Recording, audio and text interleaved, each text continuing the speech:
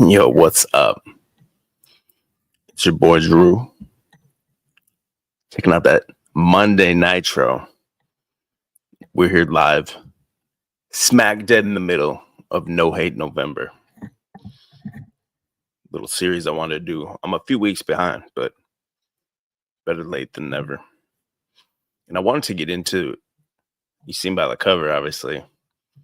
I mean, and I've been talking about a little bit on other panels that have been going on. I was on 12 Bullets panel the other night, and we talked about the mainstream of this anti-Semitism wave. It's been happening over the years. You could even go as far back as the 90s, really, and it's been slowly kind of increasing, but especially the last few years. And very recently, right now, it's accelerating more and more with X becoming more mainstream, right wing becoming more mainstream, counterculture, whatever, becoming like the new mainstream, the pendulum swing that we've seen very recently. And so, what's up, JT? What's up, Soul Read Analytics? Good to see you guys here. Yeah, I don't know, man. I guess let's just dive into it. I guess let me share my screen here. Hold on a second. What's really wanted to get me to talk about this lately was the recent Dan Bilzerian. Now, if you don't know Dan Bilzerian, he was that dude that hold on, sorry, I got distracted by this comment. Klaatu Drew, have you seen the latest film by Liz Collins about Tim Walz? It's pretty good. No, I haven't seen it, but that dude is he's a nut, bro. Yeah, and Stephen Crumley says it's been turbocharged the last few years. Exactly, and it's especially very recently, towards the end of the election. You just type Dan Bilzerian. I didn't even see the one right away that I'm looking for where he was on Piers Morgan, but I wanted to see some of these other ones, what he's saying. But this guy's just basically coming out Alpha Chad, and he's just addressing the JQ. It's disgusting, vile hate, brothers. This is no hate November. These opinions are not my opinions. Absolutely disgusting. Israel's our greatest ally. We all know that. Aphrodite, what you got anything to say about Israel, Aphrodite? I would love to have you come up. I'd love to hear your thoughts on Aphrodite, since Ben Thorpe's trying to poach you over to the Thorpe side. But let's see what this dude got to say here, and then I'll find the Piers Morgan one here. I don't give a fuck. It's like one of those things where I know that it's the right thing, and the fact that everybody else is scared to say it makes me, feel obligated to be vocal about it. Why do you think it's the right thing? Because I know that they're a fucking parasite. Like, they provide the U.S. absolutely no value. They've done so many things that, would constitute, an act of war against us. I mean, USS Liberty, Lebanon Affair, I mean, I can go on and on and on and on and on. But, I think they knew about 9/11. I think they had JFK assassinated. The first thing that he wanted to do, Yo, dancing Israelis. This is where I think it's leading, and I'll get into my thoughts here in a second. Let me finish what he's saying. Right before he died was, make AIPAC a foreign entity, and not allow them to have nukes. And then all of a sudden, this fucking guy's dead. And Jack Ruby, who is Jack Rubenstein, I mean, it's just like, and then you just, I don't know, man. I can't ignore all the shit that they've done. They sold their secrets. Netanyahu lied to us about weapons of mass destruction. We fought all these fucking wars. My friends have died over there.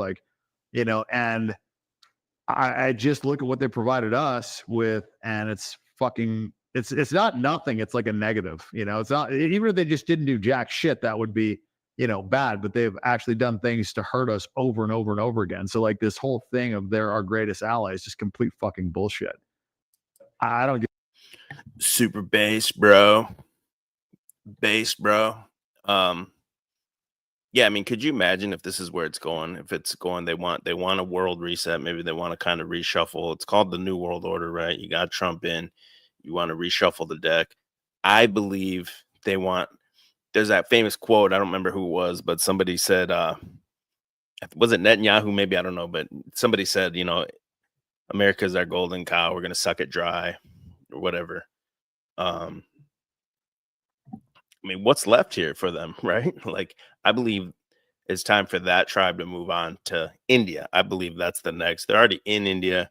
You look at the Bollywood influence, and there's the traditional values are collapsing right now because of this media that they're bringing in there for the past, whatever it's been. I wish Pretty was in here right now. She could give me a better gauge of it, but I see I'm subscribed to the Sony India YouTube channel, and it's straight the same kind of videos that you'd see in America now are over there, but maybe like, back maybe like the 90s or something, where it wasn't just full on raunch, but it's like slowly getting there. It's getting worse, where they brought out the degenerate ideals through Michael Jackson, Thriller, or the occult, everything coming into the mainstream, these occult ideas and images and stuff.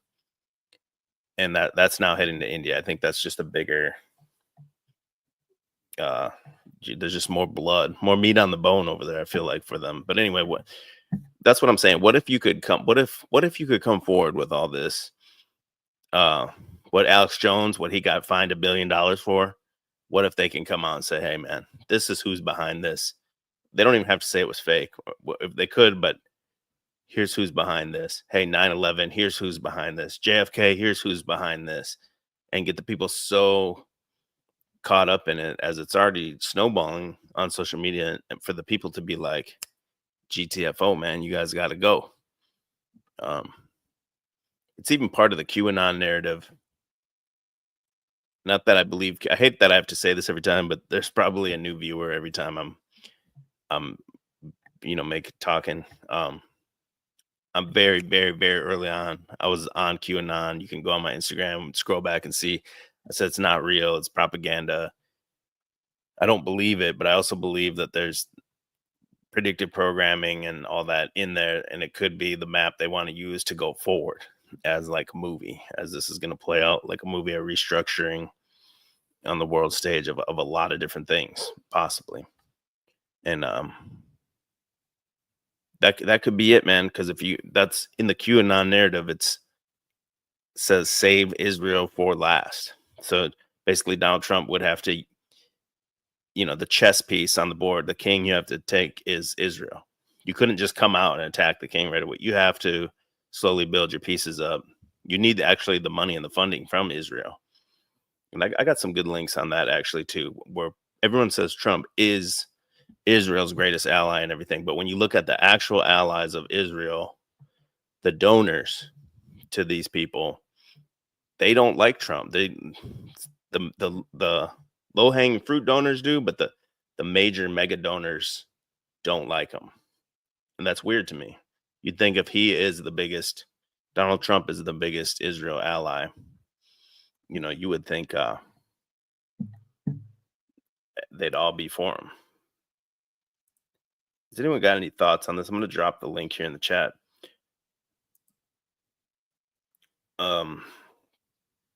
Basically when I went on the 12 Boy stream the other night, I don't want to put the words in his mouth, but I think what he was saying, I asked him what his thoughts on it were.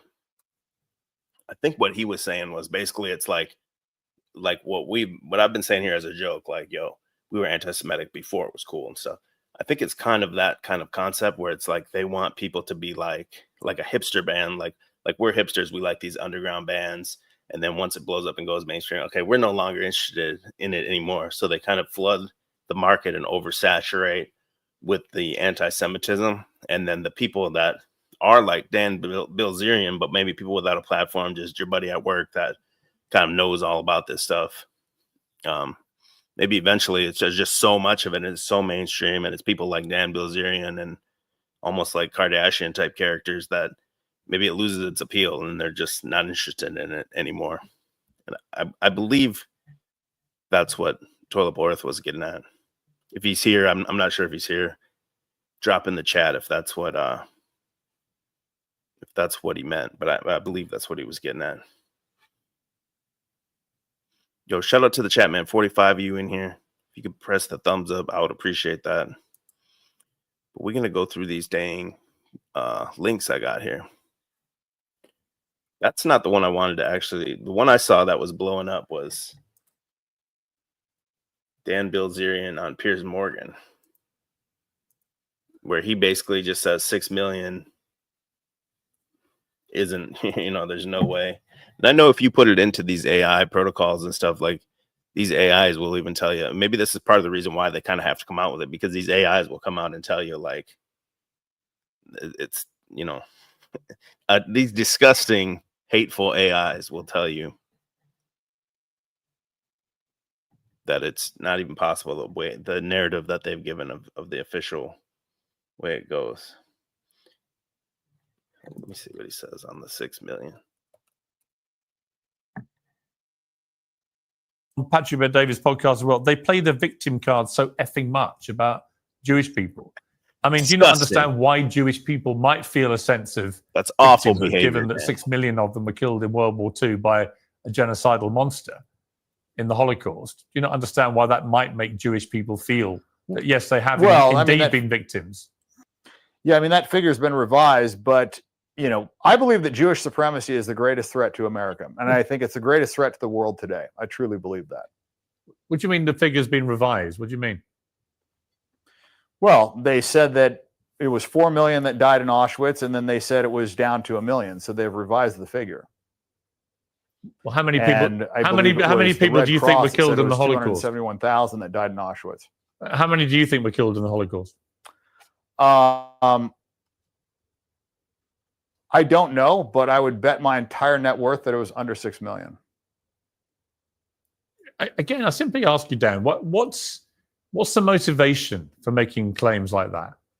What do you stand to gain by trying to diminish what happened in World War II? I'm just answering your question. I mean, I'm a gambler, so if I think that something is a low probability, then I would bet on it. And I don't know for a fact, but the evidence all says that it was less than 6 million. I mean, just the mathematics don't work. Like, you can't cremate that many bodies. Like the whole gas chamber thing, it's a very ineffective way to kill people. So when people have researched this and they've done the due diligence, They said it's mathematically impossible. You see, I'm sorry, but I just find that unbelievably offensive. And I'm not even Jewish. Again, there is clear evidence that 6 million people, almost predominantly Jewish, were killed in the Holocaust. 12 million were killed by the Nazis in total. They were a genocidal monstrosity of the Nazis who wanted to eliminate the Jewish people. And they tried extremely hard to do that. You said 12 million were killed? The Nazis killed 12 million people in World War II. 6 million were killed in 6 million were killed in the Holocaust. Or do you not believe that either? Okay. I mean, Jews have killed far more Christians. Well, Jews have killed far more. Let's just accept the 6 million figure. Jews have killed far more Christians than that. I mean, it's not disgusting behavior, Dan. Damn. Got him. Not even close. If you look at the Bolshevik genocide, you look at the Holodomor, I mean, they've killed way more Christians. I mean, they basically invented the genocide.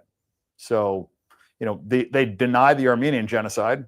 Israel denies that. They've lobbied the U.S. to deny that. I'm Armenian. They killed half of my people. So, and I'm not offended by that. If somebody questions that, it's not some crazy thing. I mean, Israel denies the Armenian Holocaust.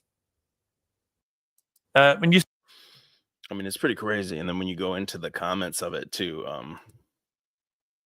this is what I'm trying to show tonight, that it's just so mainstream. I asked a guy at work. I met this guy. He was pretty cool. I didn't really realize, just out of the blue, I said something to him. I was like, what do you know about the Jays? And he goes, brother, I know everything there is to know about it. So me and him hit it off and started talking. Yeah, if you look at these comments, man, why are the 6 million Jewish lives worth more than any other lives that were lost in World War II? Most died of starvation, and it was definitely not 6 million. These are disgusting, hate-filled creatures here on X. I'm over on Blue Sky, actually. Yeah, EBT says, why is Bilzerian even relevant? And then who said that up here? It was Kelly, I think. Yeah, if it was real, they wouldn't give him airtime. And she said, I guarantee you this is a trap. And that's the other thing I want to, where is this narrative going? Because we saw it with Kanye what was that, a few years ago, maybe just as early as 2 years ago or so, maybe a little more, I'm not sure, but where he came out and said it, and basically, they deplatformed him until he bent the knee, and now he's back. But then now he's back even saying Kim Kardashian has Jewish puppet masters or something like that. I just saw that recently. He's back saying the same kind of thing. And then you also see who's that Groiper dude? He's very mainstream now too. The Spic Fuentes. He's out here super mainstream. Definitely a Fed in my opinion, man. But this stuff is all accelerating very rapidly. And when you look back into this stuff, man, where do I go here? I'm going to go back in time a little bit, and then we can come back to, even Theo Vaughn recently he's had, when he was on Rogan and stuff, and when he had JD Vance on his podcast, he had a lot of anti-Semitic jokes that I think that dude's funny as hell, but it was very almost over the top anti-Semitic, which even a few years ago was instant cancel, oy vey, and now it's just being promoted out there.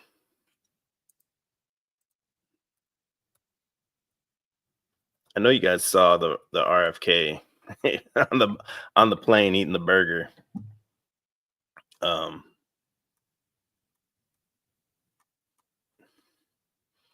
the Donald Trump picture where he's eating the burger. I was trying to find the whole thing, but did he? Oh, that's AI. I thought he really ate it. Some hazing thing, some gaslighting thing where they just, and definitely Donald Trump wanted to go back to that McDonald's that was instrumental in his campaign. And when you go into the history of this stuff, if you've been a truther for a long time, looking at these memes and everything, this is why I've said it comes back. It's been going more and more mainstream since probably the 80s or something. And the one you always hear about is called Rabbi Finkelstein, where he Let me see if I can find the actual one on BitChute real quick, because I don't think it's on.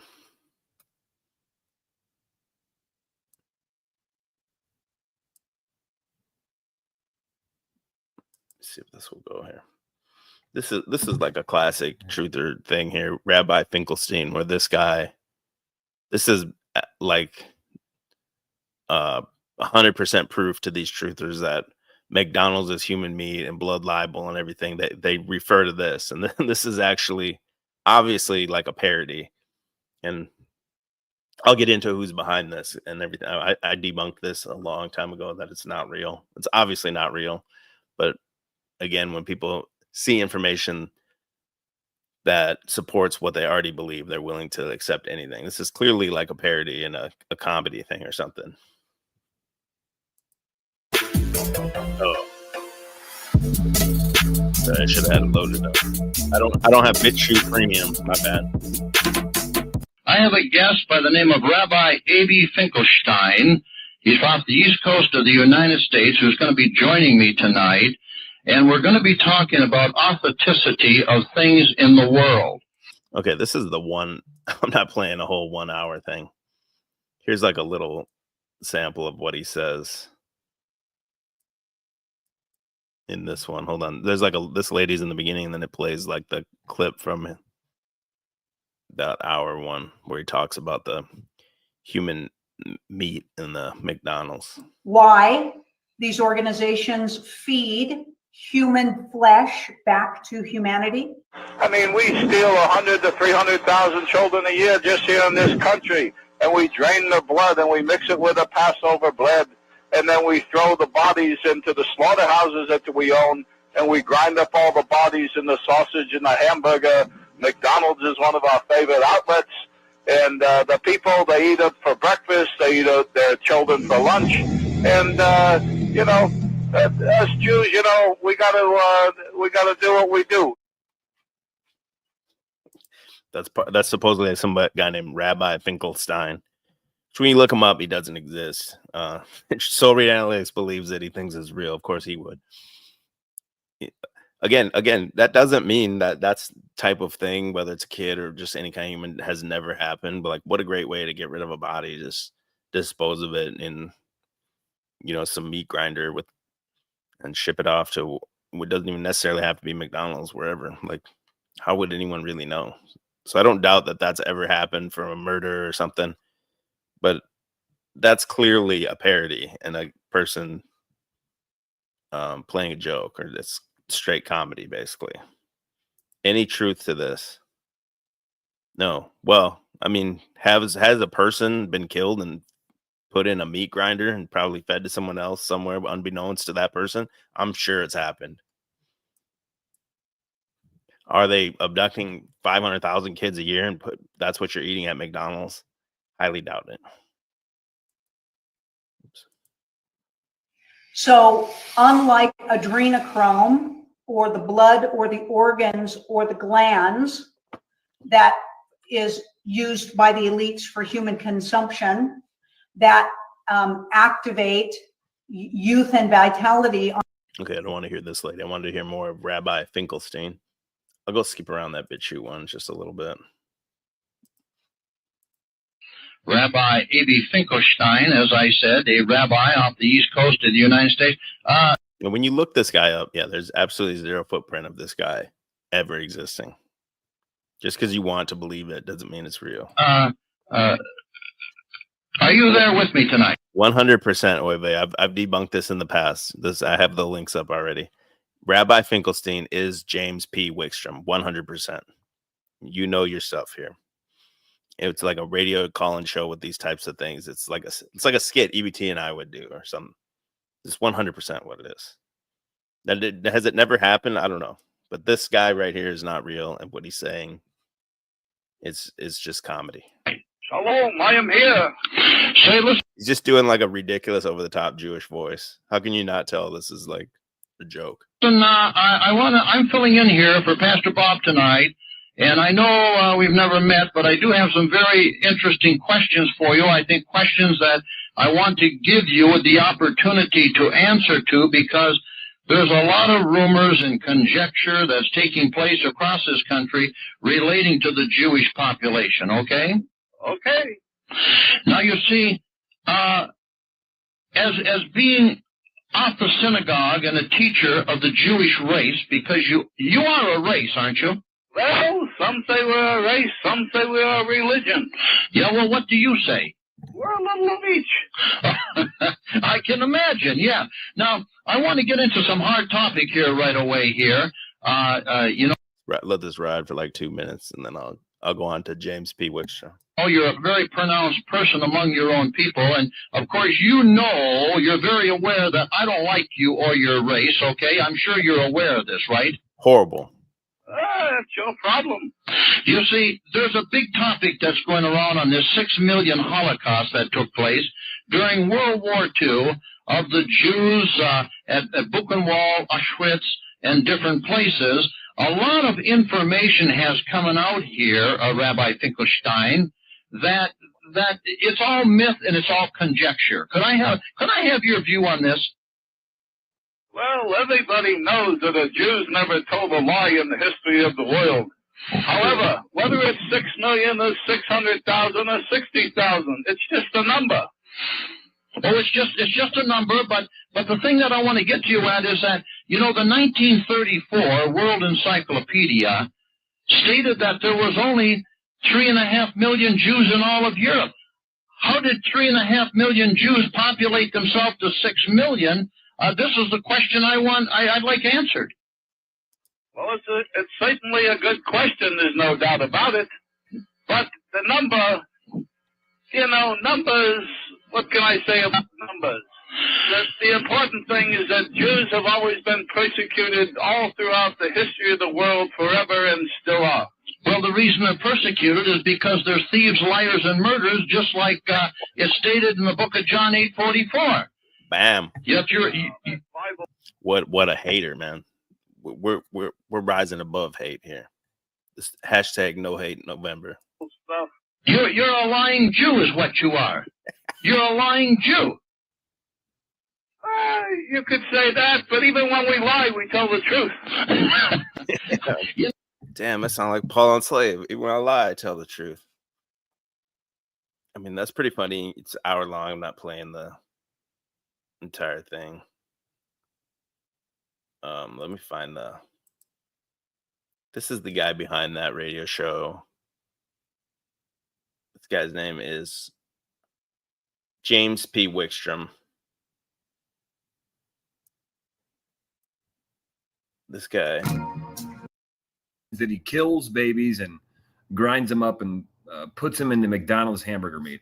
I mean, we steal 100 to 300,000 children a year just here in this country, and we drain the blood and we mix it with a Passover bread, and then we throw the bodies into the slaughterhouses that we own, and we grind up all the bodies in the sausage and the hamburger. McDonald's is one of our favorite outlets, and the people, they eat it for breakfast, they eat it, their children for lunch, and as Jews, we gotta do what we do. The most important thing to remember between you, Pastor Wickstrom, and me, Rabbi A.B. Finkelstein of New York, that we both have two fathers, and so that's why we look at the world in two different ways.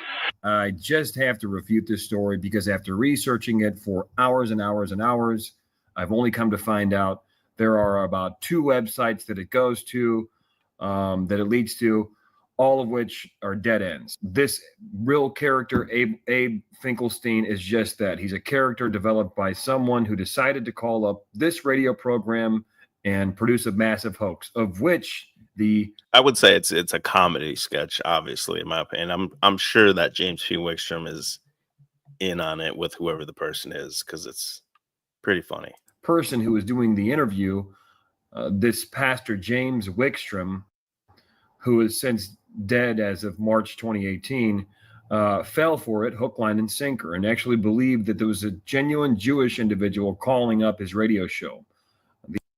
Yeah, this guy must lose the nuance in it. It's clearly a skit. The actual truth and the facts behind it, or is that this was a massive hoax. A little background information about James Paul Wickstrom. He was an American, this is from Wikipedia, mind you, was an American radio talk show host. How's it funny? John Wayne said that he didn't chuckle. Well, it's a skit, dude. Do they laugh on Saturday Night Live when they're doing their little skit? It's funny because the guy's such an over-the-top Jewish caricature. And the shit he's saying is obviously easily bullshit to tell. Christian minister, white supremacist, anti-Semite, who lived in Linwood, Michigan. He was known for his many strong right-wing opinions. He was intensely anti-communist, denounced those who he perceived to be communist.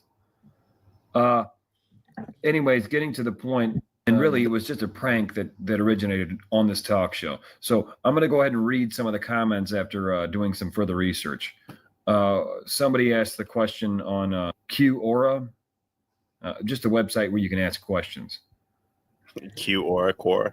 So I'm going to read some of the responses. Okay, is Abe Finkelstein a real rabbi? Here's one of the answers. Absolutely not. I actually took the time to listen to part of the ridiculous interview with the so-called rabbi. Any Jew would spot it as fake in seconds. It's clearly just some Klansman or the white supremacist or basically a heckler who's got time on their hands practicing how to fake a Yiddish accent. This guy says the accent's the first giveaway. It's clearly someone shamming a yeshiva Jew. Yeah, exactly. John Wayne, if you can't tell. Yeah, John Wayne, if you can't tell, that's a guy like doing an over-the-top Jewish accent. Not funny and not obvious. Lay off the bottle, bro, because if you can't tell, this is the problem with these people. And part of it is because you probably want to believe that Jews are chopping kids up and putting them in McDonald's. So if you want to believe that, you're already just going to pre-accept it.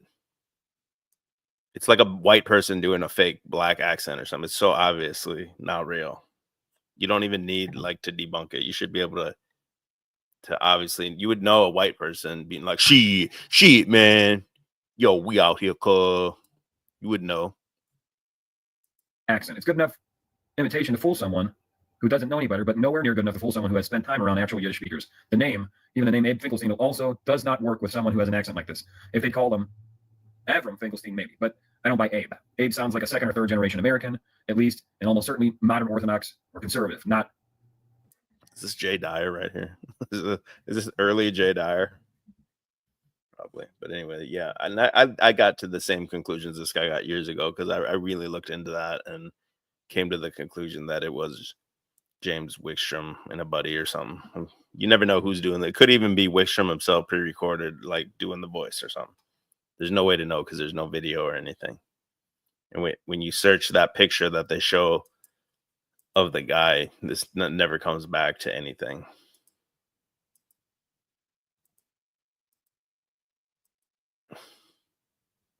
James Wickstrom has some good stuff here, man. When you go to, he went on Donahue, man, talking about all kinds of stuff. And speaking of Donahue, man, I wanted to look at some other Donahue stuff, so I might come back to this one later.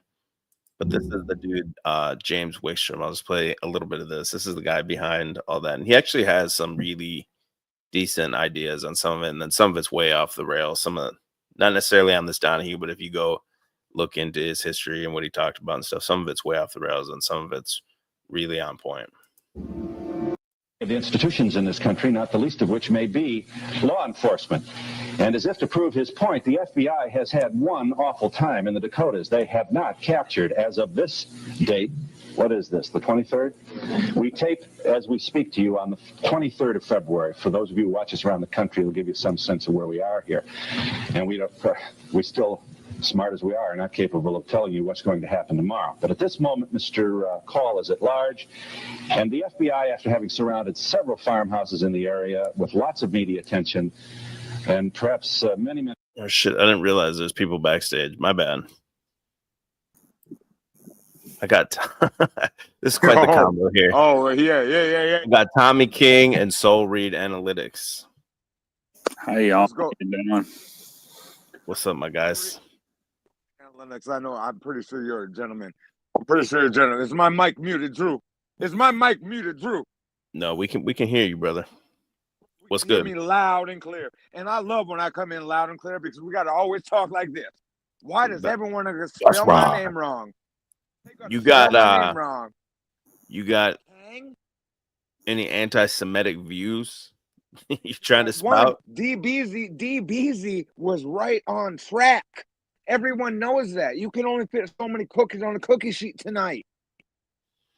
I got so many buns in the oven right Do you now. I think got so though, many like ladies in you're the talking oven. about Okay, yes, sir. Bilzerian? Do Yeah, you that's think? when I say DBZ. We know what it is. He changed now. Right. Do you think this is like some kind of like trap or something though to bring this to the mainstream, or what do you think about it? Only thing that's a trap is what Hormax just thought of as a trap, and that's a dude with a chick with a dick. Nudie Magazine Day, Billy Madison. My favorite jokes You don't think Bilzerian ever got trapped? You don't think Bilzerian ever got trap tricked? No, All those DBZ. women on his Can we boat? call him DBZ? Sure, we can call him DBZ. You don't think We call him DBZ ever fell for a trap when he had like 40 women on his boat? You know it. Are you sure? And when it said boat, he had one in the backside, and he would always wonder why that chick would always have fingers. She used to call him fingers. You know what I'm saying? Because it was like this. Why do you always use your fingers? It's like you're so sensitive with your fingers and whatnot. And you look at fingers. She might be the finest chick, like Blair White. Blair White's fine as hell.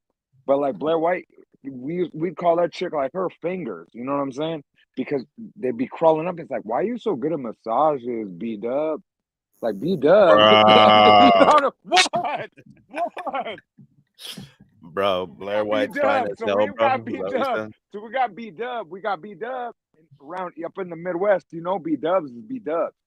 Like Buffalo Wild Wings. So it's like this. I'm like, B-Dubs, you know I want to get some of that Parmesan garlic.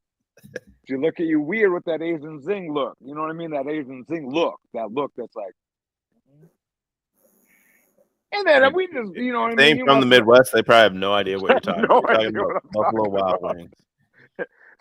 So that Asian thing comes around, and then that's why they know. So DBZ knows about fingers, so they call him fingers. There, we know what that is. But yeah, maybe he's had a sneak diss. You know what I mean? 2 in the butt, 2 in the pink, 1 in the stinks. A whole different thing to DBZ.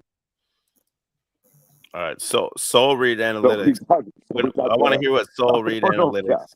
I have no idea how we got there. I have no idea where we were. About Bilzerian? Not necessarily him, but you can talk about him, but just kind of the idea of what's going on with this whole trend of this becoming mainstream.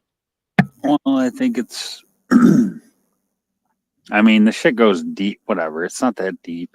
It's the coronavirus, man. I mean, so you think it's fake and gay? No, I think it's no. This is the one thing you don't think is fake and gay. No, of course I do. No, I do. I mean, but I don't want to like promote it and like. At least you're consistent. I don't want to like take the fucking value out of it. You know what I'm saying? Like, I feel you. You know what I mean? So like, I feel like whatever. Dan Bilzerian, maybe he's some rich millionaire kid who was a fucking what was he? He was like an army ranger. Maybe. Yeah, how did DBZ get his? He's supposedly what? He's supposedly what? Not an army ranger. What's the other? Yeah, I one? have no idea. I didn't even know if he's military or what. He's like a one, whatever the most badass ones are. Whatever, like Marine or some shit. No, it's a fucking. I can't believe I can't think of it. I don't know. What you want me to say? But supposedly he came out, whatever, and then like I know what you meant. But the whole point is he controls a fucking ranger. Not a ranger. It's the other one, dude. It's like Navy SEAL. The Navy SEal. Okay, Jesus Navy Christ. SEal. Yeah, you get it. So. Okay, now you. That's like his backstory, I think. Like I think, I'm pretty sure. So then it's like. Dan Bilzerian. He was a Navy SEAL. Anyway, so whatever, he's an influencer. And then I don't know. 25 years ago. I'm like more new to the fucking internet game. SEal. You're right. He's a SEal. Yeah, he was a SEal. So but he's got a big SEal Team 666. Go to EBT's page and watch. Yeah, there you go. Get EBT up here. He could probably. That's what I'm saying. The only reason I say EBT, one, I wasn't even sucking him off right there yet. Because I have no problem sucking EBT off. But what I was getting at when I said EBT was when it had something to do with like, God, I lost it now because I knew he's one of them guys when you like glaze, he Krispy Kremes you. You know what I mean? Yeah, he'll hit you with the fucking. Bro, this shit's getting fast, bro. What do you mean? Real sus. EBT will hit you with the logistics. Like he'll hit you all with of a the sudden, real like I'm like kind of half joking, you can't but even argue it because you haven't I'm read. very right with what I'm saying, and then he'll like hit you so bad that it like spins you around. He's smart. He's a smart dude. Yeah, I know. For He's a sure, good he's guy. well read and he gets it. But so shout out to EBT. Oh, there it is. Shout out to Fucking son EBT. of a bitch. Fucking dude. Do you guys? I Do you didn't guys? go The there. Go ahead, influence, let's the go, basic let's go. influence of Bilzerian. Let me get it out real quick. The basic influence of Bilzerian, because Twitter is wide open. Like, I don't know if you guys look at it. I try and barely look at it, but the shit's wide open, which is like all ironic, obviously, considering Elon Musk runs it. So take that as you're gonna take it. So it's like the biggest fake and gay dude is like has a platform that allows like everything. Like if you just go on Twitter, at least my feed, and I don't know if that's What do we believe with his missiles? Are them real or fake coming down the way they come down? Am I believing those? Fake and gay. Fake and gay, correct? I know this guy. I can hear oh his the voice. rocket. Yeah. I That's don't. what I'm saying. That's what I'm saying. It's like Yeah. if there's fake I'm and gay, catching like a rocket. The robots are fake. Everything Look he's at got. the is way they bullshit. walk. Yeah. So hold on, right. Soul Reed, finish your thought. You're saying the fact Sorry, that yeah. Elon's behind X and that he's the fakest Yeah, guy. it's like it's meant clearly it's meant to be for discernment. So Exactly. I feel like in the general, like if I had to read the general population of whoever is on there reading it, that it then in turn, like it goes another level. Then people feel like special boys. You know how it is, dude, when you learn truth and you figure it out and you're like, well, like deliver things a certain way. I gotta be fucking Hold on. I don't gotta be maniacal, but I gotta let him come in a finish certain way to deliver it. So it's like so then just apply that function to a system, right? So it's I don't know. It's out of control though. It's kind of out of control, except they blatantly make it so fake and gay. I'll say That's this. kind of okay. You know what I mean? Like, yes. if that makes any sense. It does. And I'll say this. What is also something that we can all, that I'm pretty sure Drew, every one of us, does that make us fake and gay for buying the Drew inspired t-shirts and all the books and sending on the that just no, means hold you on. like Now what is that though? that's just I'm you double see tricking. true. You see a core. This is me being I'm one being very, I know exactly what I'm saying. Like I'm not trying to be fucking rude, I know, but I'm also trying to like double trick the thing. Doesn't that feel fake and gay what we did or what I did? It's like doing the it just exists in the system. Yeah. It's just like it exists in the system, period. Yeah, it's like There's a no weird way. thing. And it sucks like having to turn the back for money. Like I've had to turn the back this last whole year and be like, fuck, I gotta get back to work, dude. I can't even sponsor the shit, I guess, for a better lack of a better word to say it. Sponsor the shit the way I want to. And then at the same time being like, God, was that fake and gay? The shit that I was like talking about, like letting all these motherfuckers know Drew is the baddest. I got the adrenochrome shirt. Motherfucking Hillary Clinton horror movie shirt's hard as nails, dog. No glazing, bro. No glazing. I'm saying this is a glaze-free zone. Glaze-free. Okay, there ain't no more. Cause can you even get I do them? appreciate you though. Or else we got to go back to still get them on getthenewshirts.com, we used to be in Minnesota /.com. Get the shirts, order the shirts. Tell me Tim King Walls wears them. ran me out. Tim Walls ran me out. He ain't gonna let you come back. Dude, they took Doug Berger. Never go back. I think that. Oh, damn it, man! It took no, I'm not even being rude when I said it took a woman. A woman got you out of here, huh? Which is fine. A woman didn't get me out. It was more COVID. I couldn't. Sure. None of my business. I wasn't being. Well, it was COVID. About it. Couldn't do COVID. There was not. There was no COVID. Yeah. There is not like barely. You were gone during that time, huh? It's like level 1 down here. Up there, Minnesota was like level 10 yeah, COVID. Yeah, fuck yeah, it dropped it all down. Then insane. It definitely was real lockdown. But anyway, let me fall back out of here. I'm loosened up. You guys are fucking jerks. One, can I know that whenever Drew, every time you come on, you come on like the biggest fucking asshole. Okay? You left the whole gang of us out here fucking waiting for that content. You know what I mean? You just the whole fucking years ago, you prick. Little gangbanger, little gangbang vibe, dog. My bad, bro. You made the word streets a thing. And now all of a sudden we're out here fucking running around. Sometimes you see a bloke out here and I'm busting shots. I don't even know who I'm breaking at now. They could have been like, yeah, we knew you from Chuck. But I'm like, I don't even know. They're like, Tommy, use Tommy. And I'm like, I don't even know. Recognize me, I don't recognize them. Let me say something in his defense, like from what I've dealt with, which I'm not even nearly on his level. But you start getting really fucked with. Like the MK Ultra or whatever through the screens is a real thing. And then you get all sorts of you call it spiritual warfare, you can call it whatever, but you just certainly get fucked with if you come from a pure sense. Anyone who comes out with opening yourself up to the internet. And then you want to. Yeah, it's not for the soft, but I'm not worried about any of that shit. Yeah. Some of these people are too soft though to be out here on YouTube.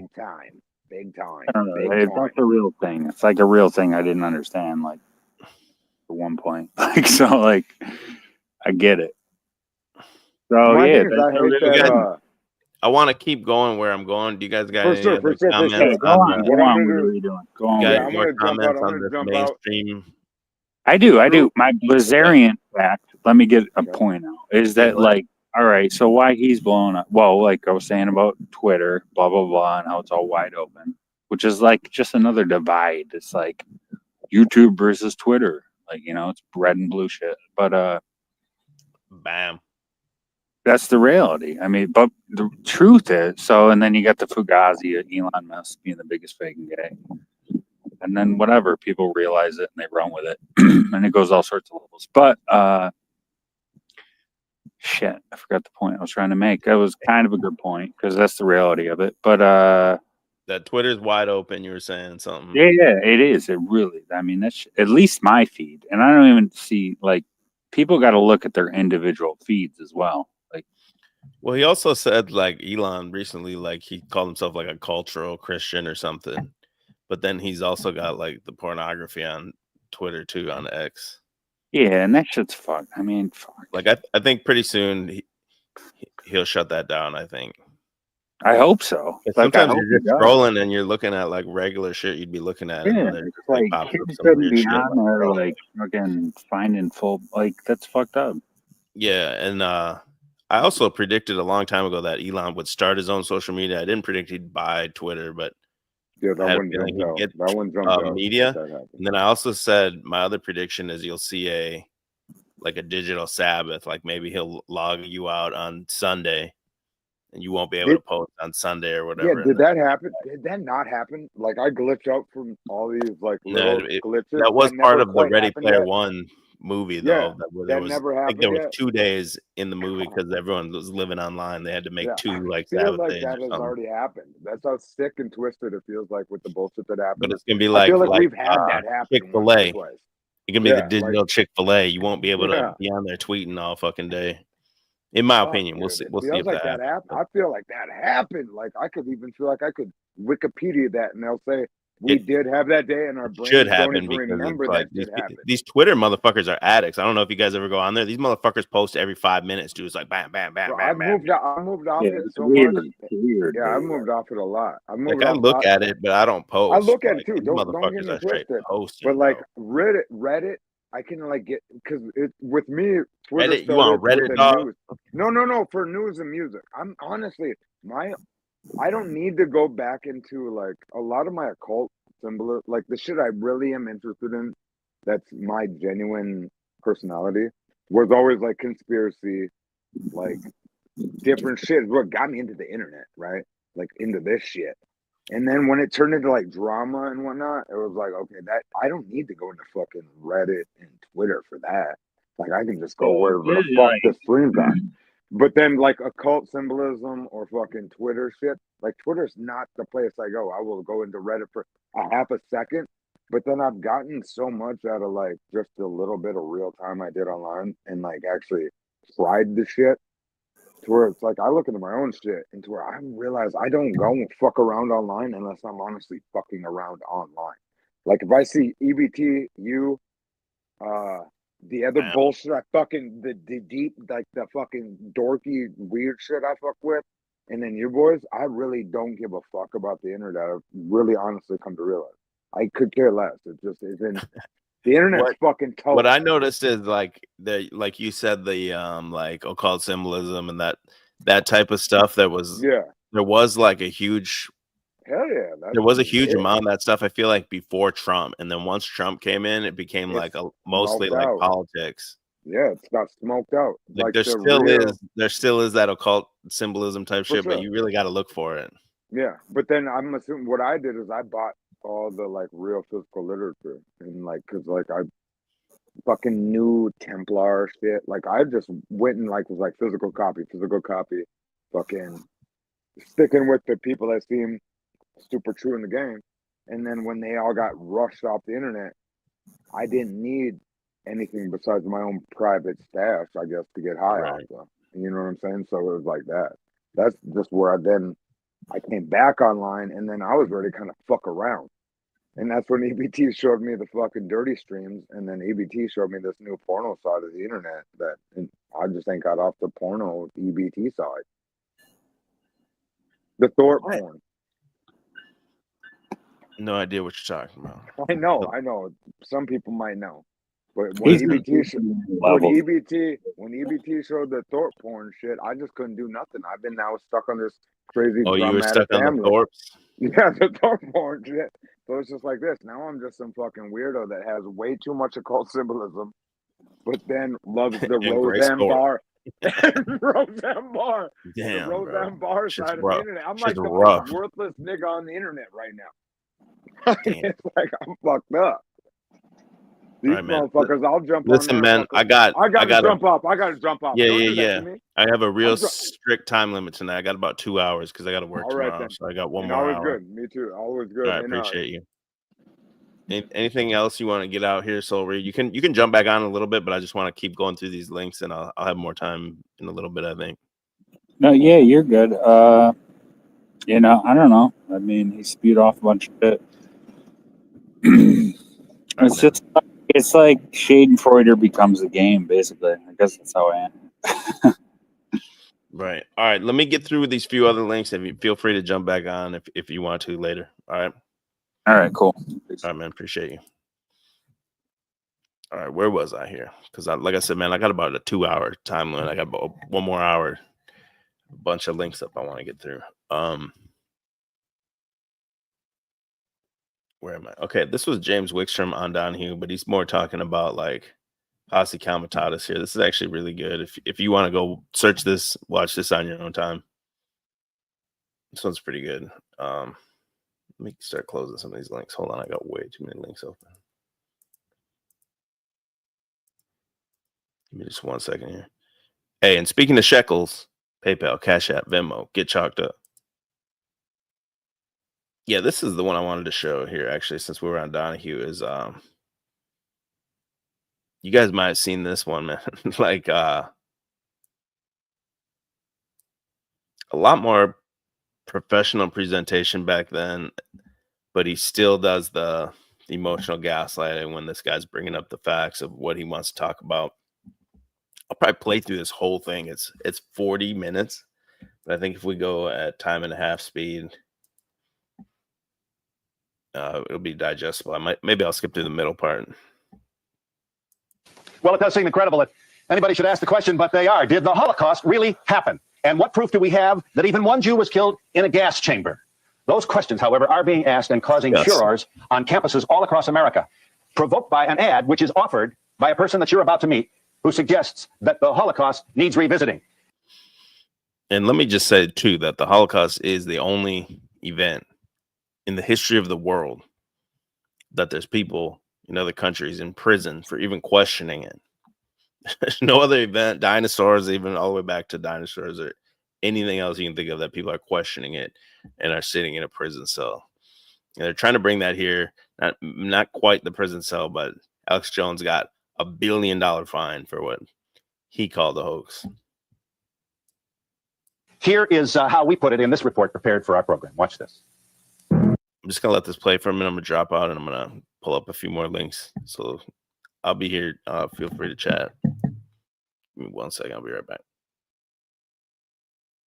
In just the last 6 months, 15 college newspapers across the country have run advertisements that call for a, quote, open debate of the Holocaust, unquote. The ad claims that the United States Holocaust Memorial Museum in Washington, D.C. has no proof whatever of homicidal gassing chambers and no proof that even one individual was gassed in a German program of genocide. The ads have caused an uproar everywhere, sparking protests from students and boycotts of the papers. The man who placed all the ads, Bradley Smith, has been called anti-Semitic and a neo-Nazi because of the challenges of the Holocaust. Smith claims he simply wants the truth to be told, that Jews were never placed in gas chambers, and that the figure of 6 million Jewish deaths is an irresponsible exaggeration. And he's not alone in his beliefs. A recent poll by the Roper Organization found that 22% of all Americans believe it's possible the Holocaust never happened. Another 12% say they don't know. So in a time when over 5,000 visitors are crowding the new Holocaust Museum every day, and the film Schindler's List is reducing jaded moviegoers to tears, the question should be asked, how can anyone claim the Holocaust was a hoax? The man responsible for those ads is with us, Bradley Smith, who is going to tell us that he is not an anti-Semite and he's not a Jew. However, you introduced the story inaccurately, and so did your man on the television. We never say, it's simply it's a press cliche. Nobody says the Holocaust never happened. This is one of the things that should be gotten straight right away. I had to change the text of my ad. The text now reads, I do not say the Holocaust never happened. What I say is, if there were no gas chambers, what was the Holocaust? It's a very different thing. This is part of the big thing we saw with the election too, and it goes back to what EBT turned me on to a long time ago. It's called the Protocols of the Illuminated Sons of the Golden Dawn, which is about the controlled demolition of the mainstream media. So you saw no one believed it anymore. It was so like the Kamala presentation, everything was so obviously like fake. They put the machine behind her. She wasn't saying any policies. She wasn't answering questions. It's to make you distrust the media, because in my opinion, they want to bring out some type of new type of media, whether it's a state media or whatever. I'm not sure really, but this kind of ties into that too. You know, you saw the way this guy misrepresented what this guy's claim really is. Donahue misrepresented his claim and everything. So just kind of keep that in mind, that this type of thing's been happening for a long time. And it does seem like they're trying to do like at least an America-wide or a worldwide type reset with a new type of like ministry of truth or something at the center of it. I'm not really sure, but.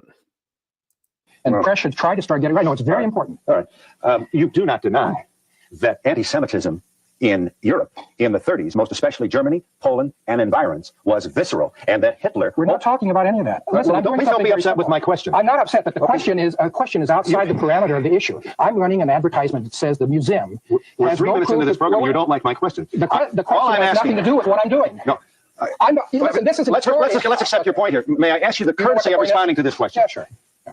Do you believe that there was engineered by Hitler and the Third Reich a strategy of eliminating Jews called the final solution? You believe that? I don't believe it anymore. I used to. I don't believe it. But that's not what I'm talking about. See, if you don't understand what I'm talking about, you won't ask the right question. The question is this. We have a $200 million museum in Washington, D.C. It's in America. It's not in Europe. And in the museum, the whole museum is dedicated to the proposition that Jews were killed in gas chambers. They don't have any proof in the museum that Jews were killed in gas chambers. As a matter of fact, they're so sure of guys like you, we'll never ask them the questions. They've even in the press, nothing personal. In the press, guys like you who they've even invented a new gas chamber for the museum that we've never heard about before. And they don't even know where it is. The historian says it may have been, quote unquote, near Gießen. This is the best historical writing that $200 million can buy. I didn't interrupt you, no. That comment's funny, Judy. About Donahue's bosses. There's a comment in this thing here. It says Donahue knew which side his bagel is buttered on. I do ask you, however imperfect my questions may be, to at least grant me the courtesy of trying to speak to these questions. Sure. This is just to figure out I'd like to where you are, and it is in point in my imperfect opinion. Do you believe people in Nazi Germany were taken away and killed because they were Jewish? Well, they were certainly taken away, and Jews were killed. Everybody was killed. This is one of the vulgarities of this story, is that some 40 millions of people were killed during World War II, and were asked to be unusually sensitive to a fragment of those who were killed. We're all so the Jews did not suffer any, the Jews did not suffer because of their Jewishness. Sure, Poles suffered because of their Polishness. Ukrainians... Donahue is such a little cocksucker in this interview. Because of the Ukrainianness. Because of the Latvianness. Yes. What is the thing is that if there's a moral issue here, are Jews more important in the murder and chaos that went on during World War II than all other human beings in Europe? If we're interested in suffering, let's discuss it. It's not a Jewish claim of being more important. No, it's certainly implication. But do you deny the existence of anti-Semitism? No. You do not? No. Who would? Nobody denies it. But anti-Semitism institutionalized as it was in the Third Reich, leading to the disappearance and the destruction, the attempted destruction of an entire Listen, it was a racist state. It was a racist state. I don't agree. And I don't think it can really be shown that there was an attempt to physically exterminate the Jews of Europe. But that's not what I'm talking about. I'm saying, listen, we got a museum here. You know, I'm not talking about what happened 50 years ago to a foreign people on a foreign continent at the hands of a foreign people. Right. Here we are now, and this is the only issue in the history of the West that is taboo to discuss in our universities. Why is there a taboo? The only historical event in the history of the West that's taboo to have an open debate about. Well, it is true. There's a good deal of restraint on the part of media and civilized people everywhere to inflict more pain on those who have already suffered from this particular chapter of 20th century history. I ask you to not paint me with this brush. You are on this program. I wouldn't think I believe the truth will make us free. I believe that what you've done here can no longer be ignored by mainstream media, and I should say is not being ignored. You appear with us in the company of David Cole, who is a Jew by birth. So, David, you enjoying my program so far, David? I'd like to get in here. Yeah, you're looking a little bit, you want to get in too. You're nervous about time running out. This guy's a big Jew, David Cole. And that's the name of this video if you look it up, David Cole. But this guy's only on here for a few minutes. And it says in the comments, which I don't know how true it is, that they got in like an argument during the break and Donahue kicks the guy out. You say there's no proof of gas chambers or the genocide of 6 million Jews. I should ask Mr. Smith, how many Jews died in your estimation? I don't know. Well, I was going to get in. I was mistaken. You take people to a concentration camp and show us a door that opens from the inside? Well, now, wait a minute. I want to first, my studies are based on my own examination into the physical evidence. The gas chambers, the buildings claimed to be the gas chambers, still exist at 2 of the camps in Poland. You can go there, you can conduct forensic tests, or you can go there and just look for yourself. Now, one of the gas chambers at the Majdanek camp. We'll show you. Show them the film. This is a film that Mr. Cole would be happy to show you and has shown right now, a number of most importantly, the Zyklon B gas that is said to have been used leaves blue stains and traces on the walls. These are the delousing chambers at Birkenau, the Auschwitz-Birkenau camp. They are loaded with blue staining that indicates Zyklon B gas usage. Here I am in the inside of the delousing chamber. The blue staining is clear. The traces are measurable even 50 years after the fact. But now we come to the inside of a gas chamber, a supposedly murderous gas chamber at the Mauthausen camp in Austria. There is no blue staining on the walls, no Zyklon B traces in the walls. They have been measured. There is no Zyklon B residue. 50 years after the fact, it exists at the delousing chambers. It does not exist in the supposedly homicidal gas chambers. Here we see the door to the Mauthausen gas chamber. It does not lock. Yo, I think David Cole is Rabbi Finkelstein. That's who it is. It doesn't lock. The latches can be opened from the inside or the outside, as I am showing right here. You cannot lock somebody into this room. You cannot lock somebody out of this room. This is physical evidence. It has nothing to do with what I'm assuming or what I'm guessing about. Then I show a door to one of the gas chambers at the Majdanek camp in Poland. Same thing. The door should be coming up. Here we go. The door latches only from the inside. Here I am. I'm standing inside the gas chamber, and I'm showing the latches from the inside. Now, this door opens into the chamber. If you're going to pack 1,000 people in a room and kill them, you can't have the door that then opens into the room because they will be piled up against the door where they died. And I am now showing that the latches of this door, they latch inside. You cannot lock somebody into this room. Okay. Well, you're a real Columbo, David. Wait a minute. Wait, now, excuse me, Phil. Why don't you ask? No, wait a minute. Why don't you ask why anyone else hasn't brought this up in 50 years since the war was over? Why haven't there been other Columbus? How many Jews died, David, in your opinion? It's impossible to say right now. Why don't you ask? Well, would you have an idea? You certainly seem to know which way the doors opened 50 years ago. I mean, are we? Let me just talk personally about how old are you? Wait a minute. I want to put the issue in some perspective, especially for the audience. When the war was over in 1945, it was claimed that there were 22 camps that had gas chambers in them. 22. By the 1950s, 16 of those camps had been officially revised by the Americans, the Israelis, the British, the Soviets, and now it was only claimed that 6 camps in Poland had gas chambers. In other words, what happened was the camps that were in Germany and Austria were able to be investigated by Americans, freely investigated by historians, but the camps in Poland were not made available to Western researchers until recently. Well, yeah, but this is a complex topic. I certainly am. David, you are familiar and know and have traveled with Ernst Zundel. Is that so? No, I have not traveled with Ernst Zundel. Did you meet him in Poland? I met him in Poland. I've met him twice in my entire life. I have met him twice in my entire life. What did you do? Have a beer? I mean, what's travel mean? I do want to get into Zundel, who they're talking about. If I got some time, I have about less than an hour. I don't have a hard 2 hours, but I can't go much over that. So hopefully we get time. I'll probably skip the middle. I'll go play a little bit more of this, skip the middle, and go to the end, which is insane. You met him in Poland. Yeah. He introduced you to he is a neo-Nazi. You don't deny that. Of course he is. And he had an access program in Colorado, which has subsequently been pulled off the air after complaints by the Simon Wiesenthal. No, I'm sorry, Phil. This is not about who I've met in my life. I just met you. Does that mean I'm Marlo Thomas? This is about. What is it about? This is about physical evidence. This is about the gas chambers and not having Zyklon B residue. This is about windows in a gas chamber. One clip they didn't show was me standing in front of the Mighty Neck gas chamber with a big plate glass window in it that was not barred or covered in any way. Were you bar mitzvah, David? I'm an atheist. I made that clear to your production staff. Well, but you may not have been at age 13. I've always been an atheist. You've always been. But you do claim Zundel as a friend, do you? No, he's a man I met twice in my life. I met Mayor Bradley. I met Mayor Bradley. It doesn't bother you to be a social companion of a neo-Nazi? I am not a social companion. I said hi to him. For what purpose would you meet him in Poland? I was in Poland. He was in Poland. He heard there was a Jewish revisionist. He came by to say hi. What am I supposed to do? Kick him in the balls? I see. Please. No, wait a minute. Let me just give you this. No, please be clear that I've also worked with Holocaust researchers on the other side of this issue. I've worked with them far more than anyone. Do you believe in anti-Semitism? I asked you. Of course I do. You do. Of course I do. And you believe it was especially virulent in Germany? Of course I do. You do. And do you believe people disappeared and were destroyed because of their Jewishness? People were, let's be specific. You go from of course. No, wait a minute. Be specific. People were rounded up based on their religion alone, their ethnicity alone, their political views alone. They were put in camps and made to work at forced labor. They were killed. They were shot. There was all manner of brutality. It is something that no human being should ever have to go through. How many would you say died? History books are not about making crass generalizations. If you are going to claim there was a gas chamber program, you have to be able to offer evidence. But you claim much more than that. You claim that 6 million did not die. The 6 million figure is already dead. In 1989, the Auschwitz State Museum, which had claimed from the Nuremberg trials in 1945 and 46 onwards that 4.1 million people died at Auschwitz. In 1989, that number was officially revised to somewhere around 700,000. Yes, we do have people who care very much about the existence of what some argue are deniers. These gentlemen would say revisionists. Michael Shermer will join us in a moment. He's a professor of history at Occidental College in Los Angeles. And also Edith Glick, who was 17 years old when she was taken to Auschwitz. Yeah, Donahue operating in bad faith here. I'll skip this guy. This guy's kind of boring, but once you get into where the lady is, the lady that claimed to have been there, that's when it gets pretty crazy.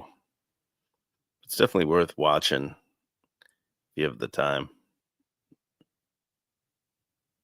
Here we go.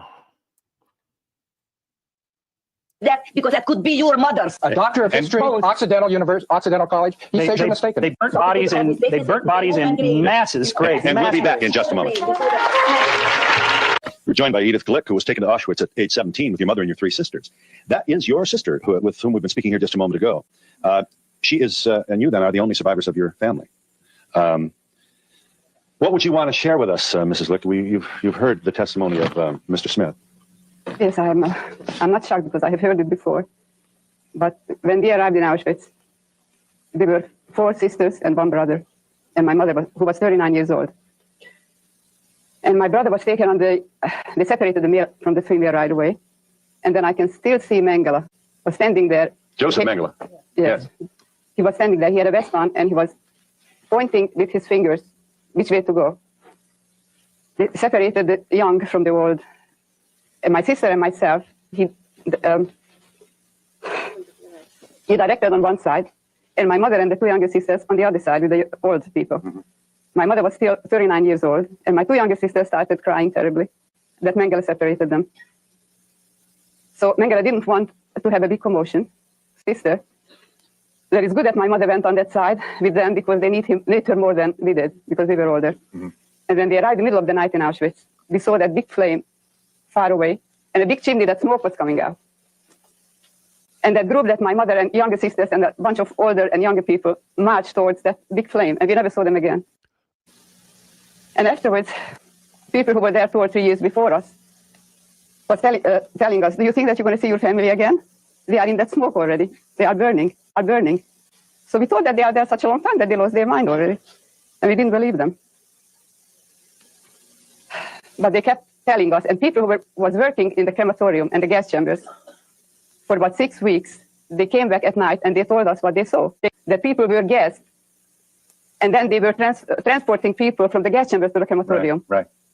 And after 6 weeks, they disappeared because they were gassed themselves. The German, they were working very systematically. They didn't find any living proof. Yes. I believe you. So this lady can say anything, and he just says, "I believe you." But when that other guy comes and presents evidence and shows he went there and shows his findings and everything, this guy's like, "Oh, you're a real Columbo." But this person can just come on and just give a testimony, and he 100% just gobbles it up. I believe what you say. I would say Mr. Smith believes what you say. But Mr. Smith calls attention to the fact that the testimony is always someone who talked to someone who hurt someone. And that is why I think we need a much more informed, organized coalition of historians who care about this dark chapter of the 20th century to speak to this. I mean, no disrespect to you, Mr. Sherman. No, in fact, I am struck by the fact that the last thing you worked on was shooting down the creationists. I mean, where are the people whose commitment to the ideal of never again, the people who built the museum in Washington, the proud people who put together the Simon Wiesenthal Center in Los Angeles, can, in my opinion, no longer continue to ignore this man who is creating all kinds of theater on campuses across America by doing nothing more than asking for them to take his money so that he can put an ad in their campus newspaper. I think the memory of those who died is honored by a stand-up debate with this man who claims... Well, that's why she's very courageous to come here. And she's one of 10,000 bits of data that proves the Holocaust. And we're glad to hear it. We'll be back to let this audience in this program in just a moment. Great. Meet Dave Koenig, who is editor of The Quad, which is the Queens College newspaper, proud institute of higher education here in the city, with a significant percentage of its student body Jewish. Yeah, it's about 30%. We got the ad from Federal Express from Mr. Smith. So he sends the ad and a check? Yeah, he sent the check with the ad. He assumed that it would be inserted. Okay, here's the part I got to get to. Hold on. After this, there's a caller. That's the one. That's the thing I'm looking for here. Hold on. In describing her experience. And I'm just wondering, my heart... I guess we had no choice. What choice did we have? We just went where they told us to go. Probably, I believe that they gave us some kind of sedative. They did give us some kind of medicine to make us calm. I think, is there a caller there? Yes. You wanted to say? Yes, my mother was in the Hitler Youth, and she was a fanatic follower, and she produced babies for Adolf Hitler, and I was born in Lebensborn, the special clinic next to Dachau, and I had a defect on my left ear, and Josef Mengele, when he saw it, he took me for experiments. I saw the Jewish tortured. I saw everything. I saw soap made from the people. I saw lampshades. I saw it all, and there are gas stoves. I saw it, and I'm a full-blooded German, and I have no contact with my family because they're all Nazis. And by today, I'm emotionally destroyed. Right. Do I have to go see psychiatrist? Do I have to go see psychiatrist? Yes. Mr. Smith would say to this woman that, first of all, you believe her account. Which woman? Totally crazy. Just a random caller saying anything, and these people just have to believe it. It sounds just like the lady that's on the fucking stage saying she was there. Woman on the phone. Oh, I couldn't figure out half of it. Yeah. I couldn't understand it. This is a woman who saw soap in her own eyes, I think. No, it isn't. That's not what she said. Watch it. The soap shit's been proven to be a hoax. The lampshade shit is proven to be a hoax. Understand that. Here's the thing. You didn't hear that she said they were experimenting on her? Even the Germans, even the Germans are. This is a German woman. The Germans have confessed to doing this. They're not denying it. So even the Germans don't deny it. The German. It's just a random anonymous caller who like. You're atheist, aren't you? That's why you don't believe in anything. If you don't believe in God, you ain't got nothing.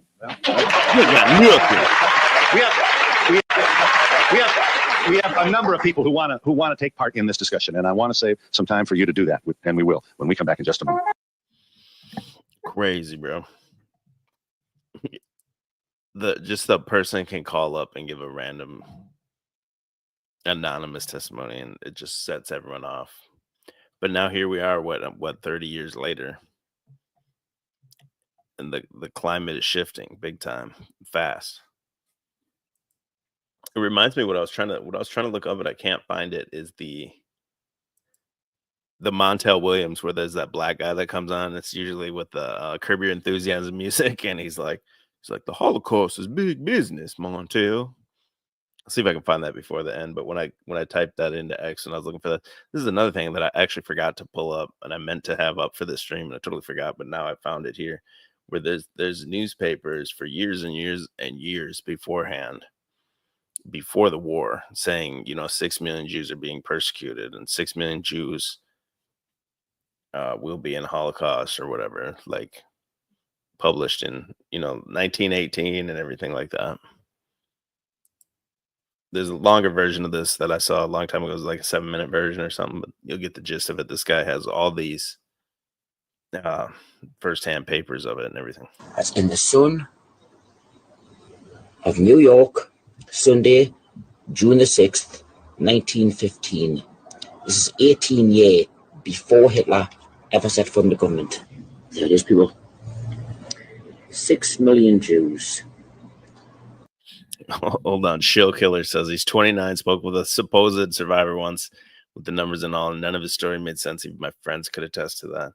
I worked with a guy that he said his grandfather was one of the allies that went to one of these camps, and that he said they came and cut the lock. This is what his grandfather told him, and he just believed it. But he said that the grandfather or whatever, they cut the locks off of where the Jews were locked up, and he said the Jews just came out and just ripped the Germans, like ripped the skin from their bones and everything. The Jews just came out and killed all the Germans with their bare hands. So his grandfather told him that, and like the dude just totally believed it his whole life. These emaciated Jews who hadn't eaten forever just came out and ripped soldiers apart with their bare hands. The New Back to York Times, October the 18th, 1918, and the article is called $1 billion fund to rebuild Jewry. There it is. 6 million souls will need help to resume normal life when war is ended. The New York Times, September the 8th, 1919, and the article is called Ukrainian Jews Aim to Stop Pogroms. Mass meeting hears that 127,000 Jews have been killed and 6 million are in peril. In the New York Times, November the 12th, 1919, and have reduced to tragically unbelievable poverty, starvation and disease. About 6 million souls, or half the Jewish population of the earth. February 23rd, 1920. 6 million Jews. Friday, May the 7th, 1920. The Fund for Jewish War Sufferers in Central and Eastern Europe, where 6 millions face horrifying conditions of famine, disease and death. New York Times, Wednesday, July the 20th, 1921. 12 years before Adolf Hitler ever set foot in the government. Look at that. Russia's 6 million Jews are facing extermination by massacre. The Gazette, Montreal, December the 29th, 1931. And the article pretty much speaks up for itself. 6 million Jews face starvation.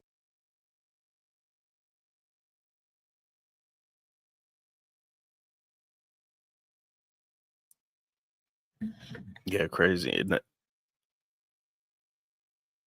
When you look it up, there's like, 6 million has its origins in ancient Babylonian sorcerer's prophecy straight out of the pages of the Torah. Ye shall return, and it missing another 6 million. I don't know. I thought it was part of like the Talmud or something, where they were talking about 6 million have to be immolated before the establishment of Israel. Yeah, right here. 6 million number from the Talmud. Part of the passage says 6 million Jews need to be sacrificed in order for them to be purged for their sins so they can return to Israel, which is where the Zionism comes from, and they established Israel right after that. So part of it is like what we see on the world stage. It doesn't even matter like if I was on this one. It doesn't even matter if these things are real. It's the Jews. It's can they present this narrative and get people to believe it, and then the people act out, and you share reality with the people as if it's real, just like COVID. Just like whatever we're talking about. Donald Trump's ear. Did his ear really get shot, or did he duck behind the thing and blade his ear? It doesn't matter, because the people believe he was shot at And that gets these people to believe like, well, if he has to be against the deep state because the deep state's shooting at him, right? The media is against him, so he's that means he's for you because the media is against him and everything. As long as they can get the people to believe it, it doesn't matter. And if you watch the Vince McMahon documentary, I still want to do my Vince McMahon stream. My time is so tight.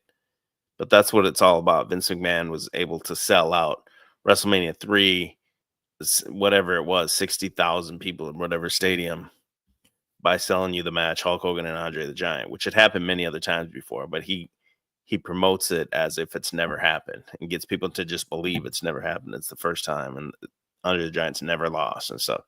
So it's just propaganda and everything. And then he gets the people to go there.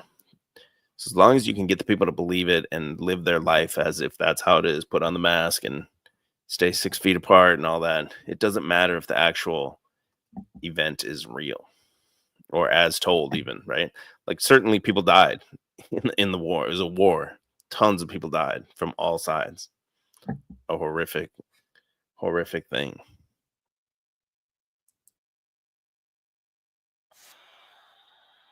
To his enemies, he's a hate monger. He just keeps churning it out. Switch gears here real quick to Ernst Zundel, early 90s. Again, this was kind of bubbling up in the zeitgeist here. That's when that Donahue, I think, was from 95 or something like that too. So this is all kind of around the same time. And this is the guy they asked, that Jewish guy Cole, and they asked him if he met this guy. He said, I met this guy twice. To his enemies, he's a hate monger. To his followers, a hero.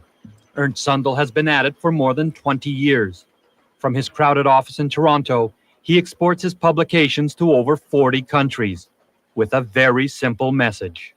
Adolf Hitler was not the demon that the modern propaganda made him out to be. He was a very decent man and a very peaceful man. How many books, pamphlets, videos do you send out a year? Millions. I kind of sow the seeds, and other people then build on those ideas. Zundel's seeds are finding the soil very fertile in Germany. A resurgent Nazi movement has taken to the streets on a scale not seen since the Second World War. Germany for Germans, shout 1,500 Nazis in Dresden. They come to hear the young leaders who are building on Zundel's ideas. People like Ewald Altens. Adolf Hitler is the most successful political person in Germany ever existed. I'm one of the few young people today who says, if I would have lived there, I would have been a man who would have done it. I would have been a Nazi, I would have Sieg Heil, I would have entered the Nazi party, I would have joined it. This guy actually looked up a long time ago. I've looked into these types of people for a long time, and this guy looked up a long time ago to kind of see what became of his life after this, and he became like a gay, owned like a disco, or there was some involvement with like disco and everything, and he completely disavowed these views later in life. Altens is the new breed of German Nazi. Well-educated, middle class, he rallied to the cause as a teenager, swept up in Nazi lore, taught to him by one of Hitler's top aides. Major Raymer, commander of the Berlin By this man, Otto Raymer, the major who saved Hitler from a coup attempt in 1944. Raymer gave Altens his basic indoctrination into Nazi politics. Then in 1988, Altens found a new mentor in Toronto when he rallied to the side of Ernst Zundel. Zundel became an international hero to the Nazi movement when he was put on trial in Canada for publishing a pamphlet which denied Hitler's slaughter of 6 million Jews. Zundel turned the affair into a media circus. Of course I am. You are going to appeal all the way to the Supreme Court. Altens was suitably impressed. I said to Mr. Zundel, I want to help you to spread what you think in Germany. You wanted to be Ernst Zundel's PR man in Germany. Right, exactly. And how did he respond? He was pretty interested in that because he said he needs somebody who would do this in Germany. A young, 25-year-old, photogenic German who is bright, who speaks 3 or 4 languages. Althans is one amongst many hopeful future leaders in Germany. Yeah, and here's what. Wait, am I on the screen? Yeah, here's what became of that dude. I looked it up. That Althans dude. I don't think they talked about it in this video, but he was in prison for distributing a video that denied the Holocaust, and while in jail, faced further charges relating to disrespectful comments he made in the documentary about the concentration camps. Was little more than a holiday resort, he said, despite how horrific it was in reality. He attempted to defend this Althans guy, that young guy that was becoming the PR mouthpiece for Ernst Zundel. It says, during his trial, Althans' trial, he attempted to defend himself by claiming that he had renounced neo-Nazism and had been an agent for the Verfassungsschutz, whatever. I don't know what that word is, but it's Germany's Federal Domestic Intelligence. So he's a Fed, basically. He says he is. That was his defense, is that he's a Fed. He's like infiltrating that since 1991. Althans later said it was a rumor placed by a weekly news magazine by a friend. It was meant to help me. It wasn't true. Oh, the judge was too clever for that. He saw through it. So his Fed defense didn't work. He also testified he was bisexual. In 1995, it reported that Althans had been working for a Bavarian intelligence agency until the collaboration had been terminated by the agency because of the lack of truthfulness of reports. So the dude is a Fed, I guess. During his trial, the Bavarian intelligence chief, whoever, denied the allegations, but admitted to 2 meetings of intelligence officials with Althans in 1994.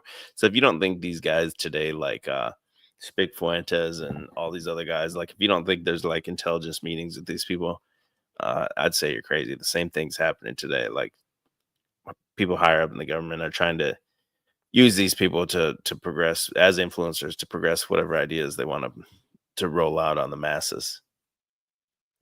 During their first meeting in 94, this Althans guy offered extensive files on the German neo-fascist scene for a sum of whatever this is. DM, is that Denmark money or something? I don't know. 36,000. His offer was rejected by intelligence officials.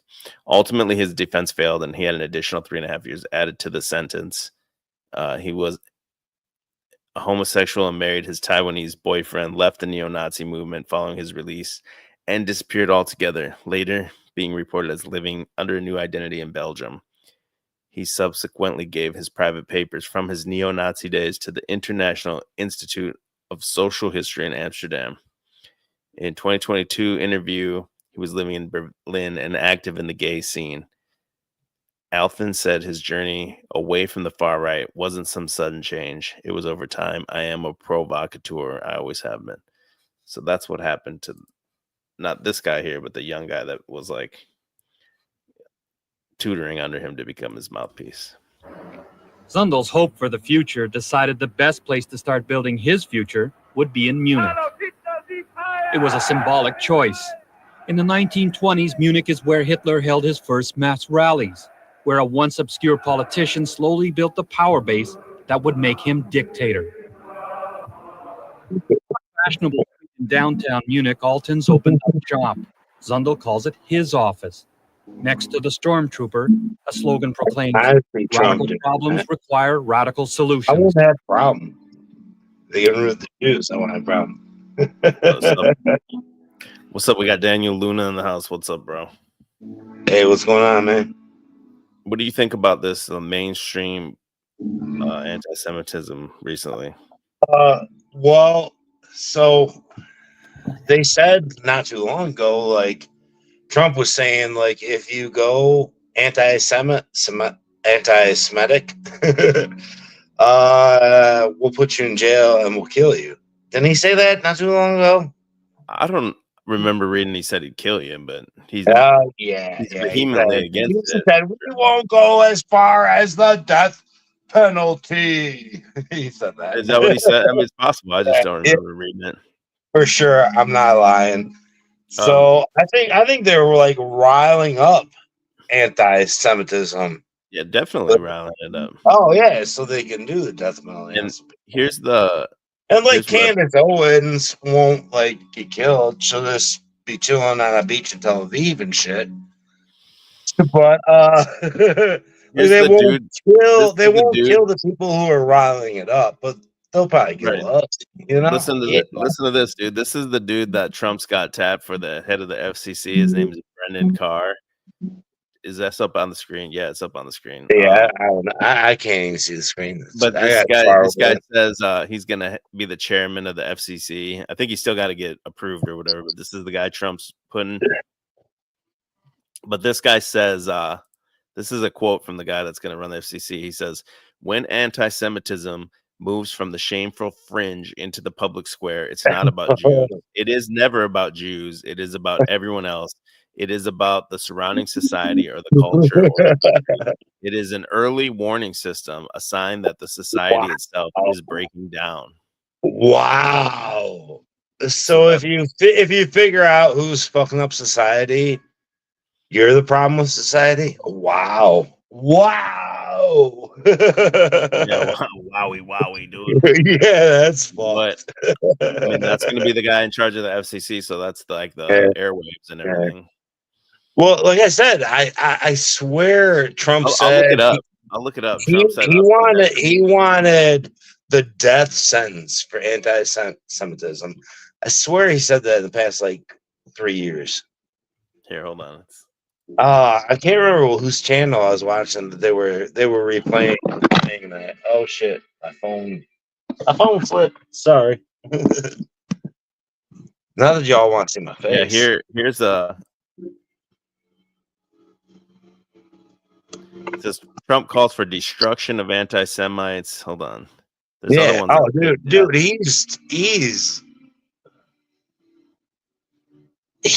I mean, fucking Harris was just as pro Israel as he is, but he's just like he's not. I don't know how long this is. A 10-minute clip. I'm not gonna watch the whole thing. It says Trump calls for death penalty for hate crimes. We had no choice, Israel or Israel. We didn't have like we have a Palestinian vote. Yeah, so he is calling for death penalty for hate crimes. Oh yeah, for sure. That's called for destruction of not hate anti-Semitism. crimes, anti-Semitism. No, just anti-Semitism. Not all hate crimes, just anti-Semitism. Yeah. Fucking disgusting. I don't know. And he calls himself a Christian. Very hard. Before going any further, I want to address the horrible shooting that took place earlier today. The hearts of all Americans are filled with grief following the monstrous killing of Jewish Americans at the Tree of Life Synagogue in Pittsburgh, Pennsylvania. We'll see. Oh, that terrible killing in Pittsburgh. The suspect is in custody. Sorry. The federal authorities are on the scene and leading an aggressive federal investigation. State and local law enforcement has been incredible. This evil anti-Semitic attack is an assault on all of us. It's an assault on humanity. An assault on Israel is an assault on humanity. To extract the hateful poison of anti-Semitism from our world. This was an anti-Semitic attack at its worst. Oh God. Anti-Semitism cannot be ignored, cannot be tolerated, and it cannot be allowed to continue. We can't allow it. We can't. It must be confronted and condemned everywhere. It rears its very ugly head. Speed up, Trump. We must stand with our Jewish I know. to defeat anti-Semitism. He's not usually this slow. The forces of hate, that's what it is. This is AI. Through the centuries, the Jews have endured terrible persecution, and you know that. We've all read it, we've studied it. They've gone through a lot. And those... Yeah, we were forced to study it. We didn't study it. We were forced.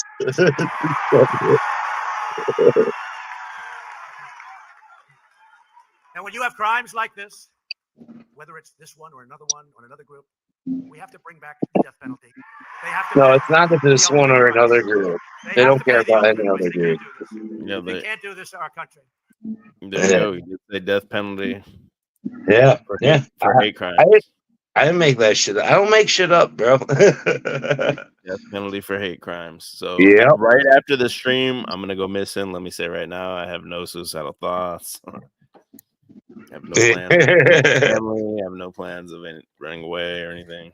Drew, you are a true, loving, caring father, and if this anti-Semitic rhetoric is disgusting. Yeah, but if you ever suicide yourself, I would never ever accept that as truth. I'm disgusted by all this anti-Semitism Oh, out here. it's gross. It's gross. Like, why would people hate Jews? What's wrong with the world, man? Yeah. But like, I don't know, Shem Jacobs, whatever the fuck. Truth. Yeah, he does get a little. It does get a little deeper than them, but they're complicit for sure. They're complicit. Don't get me wrong. They're complicit. They're very complicit at every level. But I do think the Jesuits kind of hold something over the Jews. I do. I don't know. What do they hold over them? Probably the Jesuits, like, I think the Jesuits control all the militaries. And the Jews are like their little bitch boys. That's what I think. But do you think EBT is a Jesuit? No, he's like a he's do I think he's like a high ranking cat? No, he's he's got a house in the, he's got a house in the, like, he's cool. Yeah, how do you think he got that house, man? Yeah, he got a house in the suburbs by working hard. Shit. He has a house in the suburbs. It's not like he's like a multi-millionaire or anything. No, I don't think anything bad about EBT.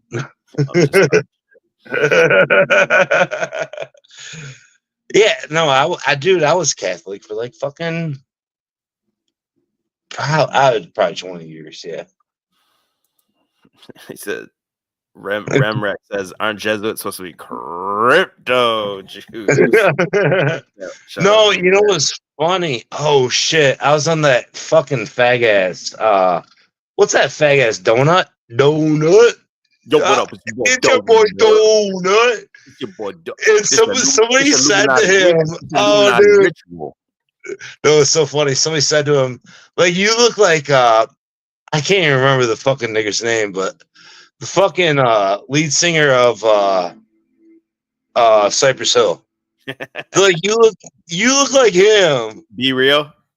Like, you look at Be Real. I'm like, well, he should, like, I typed it in. You should look like Be Real because he was a crypto.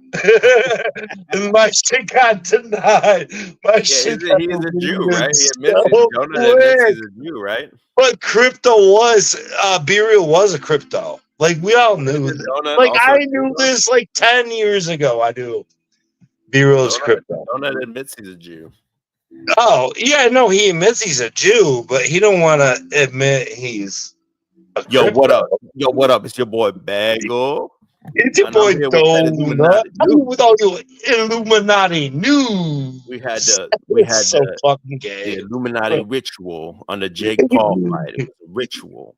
Well, the number 323 is so important. Yeah. One more than they use in the Illuminati ritual. Every dude, you could be like, hey, what's 52 mean? You'd be like, oh, that's so important because it's it's so fucking Truth or Carp in the house. What's up, Truth or Carp? Fucking bullshit. Oh, Truth or Carp. Hey, no, I didn't want to know what the fuck happened the other night because fucking TBE went crazy and I didn't get it. You mean Bong Ripper? TB didn't. Oh, Bong Ripper. Yeah, you're right. Bong Ripper right there. You are way What too the drunk. fuck? Listen, I was too drunk as shit on that stream. You're Did too you like drunk. wink at his wife and I missed it? I don't know. I don't know what happened. I got so. I was kind of sleeping while I was watching it. I'm like, what the fuck happened? I'm like, okay, I don't really fucking care. He's got. Did it get figured out at the end of the night or no? Loud as hell. Did that shit get figured out by the end of the night or no? Do you think so? Did a man solve a lifetime of his own problems in one night on stream? Is that what you're asking? What happened? Because I missed it. I didn't see the end of it. So what happened? I was talking to Samantha. Can I interrupt? His mic was off. Hey, Daniel, you're roboting real bad. I'm gonna kick you. You're roboting really, really bad. I can't understand you. What happened, Truth or Cop? I was talking to Samantha and Grace. I think, I was telling Grace I'm coming for the hand of marriage and all this embarrassing that shit. But I was talking to Samantha at some point, and Bong Ripper was sitting in the background. And see, I was pretty drunk, less drunk than that guy, dude. You were fucked up for sure. Dude, I was fucked up, dude. I shouldn't be that drunk online, and neither should Daniel. He shouldn't be doing that. And I might get to a point where I shouldn't be doing that at some point. But freaking, I'm talking to Samantha, and then Bong Ripper chimes in with some like, "Shut the fuck up, TC," or some shit. I don't know. And all I said was like, I just gave him the same shit back, and he fucking threw a fit and got off the bed and took off out the room. I don't know. I really pissed him off somehow. Okay. Well, since I'm on a time crunch tonight, Truth or Cop, what do you think about this mainstream anti-Semitism push?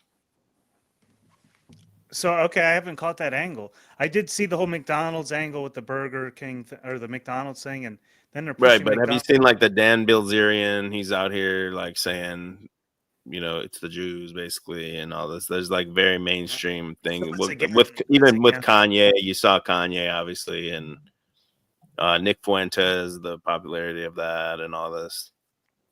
So do you see any kind of overart like? Go ahead. Sorry. This happened the last time, not when Biden won, but when Trump won, I believe. The same kind of a push. Well, no, actually, they've ramped that up every year, but this year it's actually less than it was so all of a sudden you're telling me red flags are going off. It wouldn't be unusual during an election cycle for this to happen. But I haven't seen that it's happening this election cycle. Yeah, there was a lot of like recent viral things that are like would be considered anti-Semitic. No, I haven't seen that. Pretty says Jews are pushing anti-Jew stuff only for sympathy. Well, you have the Goyim Defense League and stuff like this. I've covered that on my channel, and they use. Well, yeah, that's another part of it. The Handsome Truth and all that. Is that who you're talking about? Yeah, exactly. Yeah, that's getting like pushed out there too by X. Again. Oh, see, okay. See, that's a recycling of exactly the last time 4 years ago. It's a recycling of the same behavior, except for last time I believe it happened before the election. So now the fact that it's happening after the election probably means they're going to start putting boots on the ground lefties out there to go fight these right-wing people in the streets, to go beef them up, to like get the boots on the ground, to really get people in the streets protesting and fighting. It's that time again. But that would be an unusual timing compared to last time. But Handsome Truth and the Goyim Defense League and Jew hate and all that, they go hand in hand. Yeah, they have a lot of like viral clips out here that are on Twitter, and like they're just out in public doing their little whatever protests or whatever, and then like Brian O'Shea, you hinted at Brian O'Shea earlier, right? That was yeah. What about him? He was at that whole. I did it yesterday. I covered it on my stream. Did you see where he got assaulted by that 14-year-old girl with the water bottle? Yeah, that was the cringest shit I ever saw, bro. That was super cringe, bro. Brian O'Shea out here harassing 14-year-old girls, and then what is it called? The Stanley mug she threw at him is worth more than his entire fucking life, bro. Like, get your shit together, Brian O'Shea. Brian, I love you. And get a job. Listen, he's on the task. He's doing something. I don't know. Tommy was trying to kill me for that. He's like, Brian O'Shea's a piece of shit. was like, dude, I love Brian O'Shea. I look up to him though. For me, like me and him connect. I wanted to say this about you, as much shit as I might talk, and we might, whenever it comes like down to that, you know how to like put on a show and get people on task and point. You just do it very well. Me? You, dude. Yeah. Oh. Well, it's because I have limited time, so I'm trying to like. No, but you have a skill in the I don't have like 12 hours to stream like some of these other motherfuckers. So, like me. Yeah, some of these people out here, Sandy Machine and shit, 12 hours a day, every day. Even Paul was on that shit at one time. Like, I could never do that, bro. No. I did a 12-hour stream yesterday, but that was my one stream that week. Never. I hope you get out here more. Yeah, you got any more bits? No, I mean get out here more, like in the streets, dude. Put out this content. Yeah, I'll be out here. I'll be out here. Especially you got to cover like whatever is whatever you just pointed out to me. I haven't seen much of it. I want to hear future developments. I'll get into you with that deeper in the future. I have like 15 minutes left. I have to get through these links.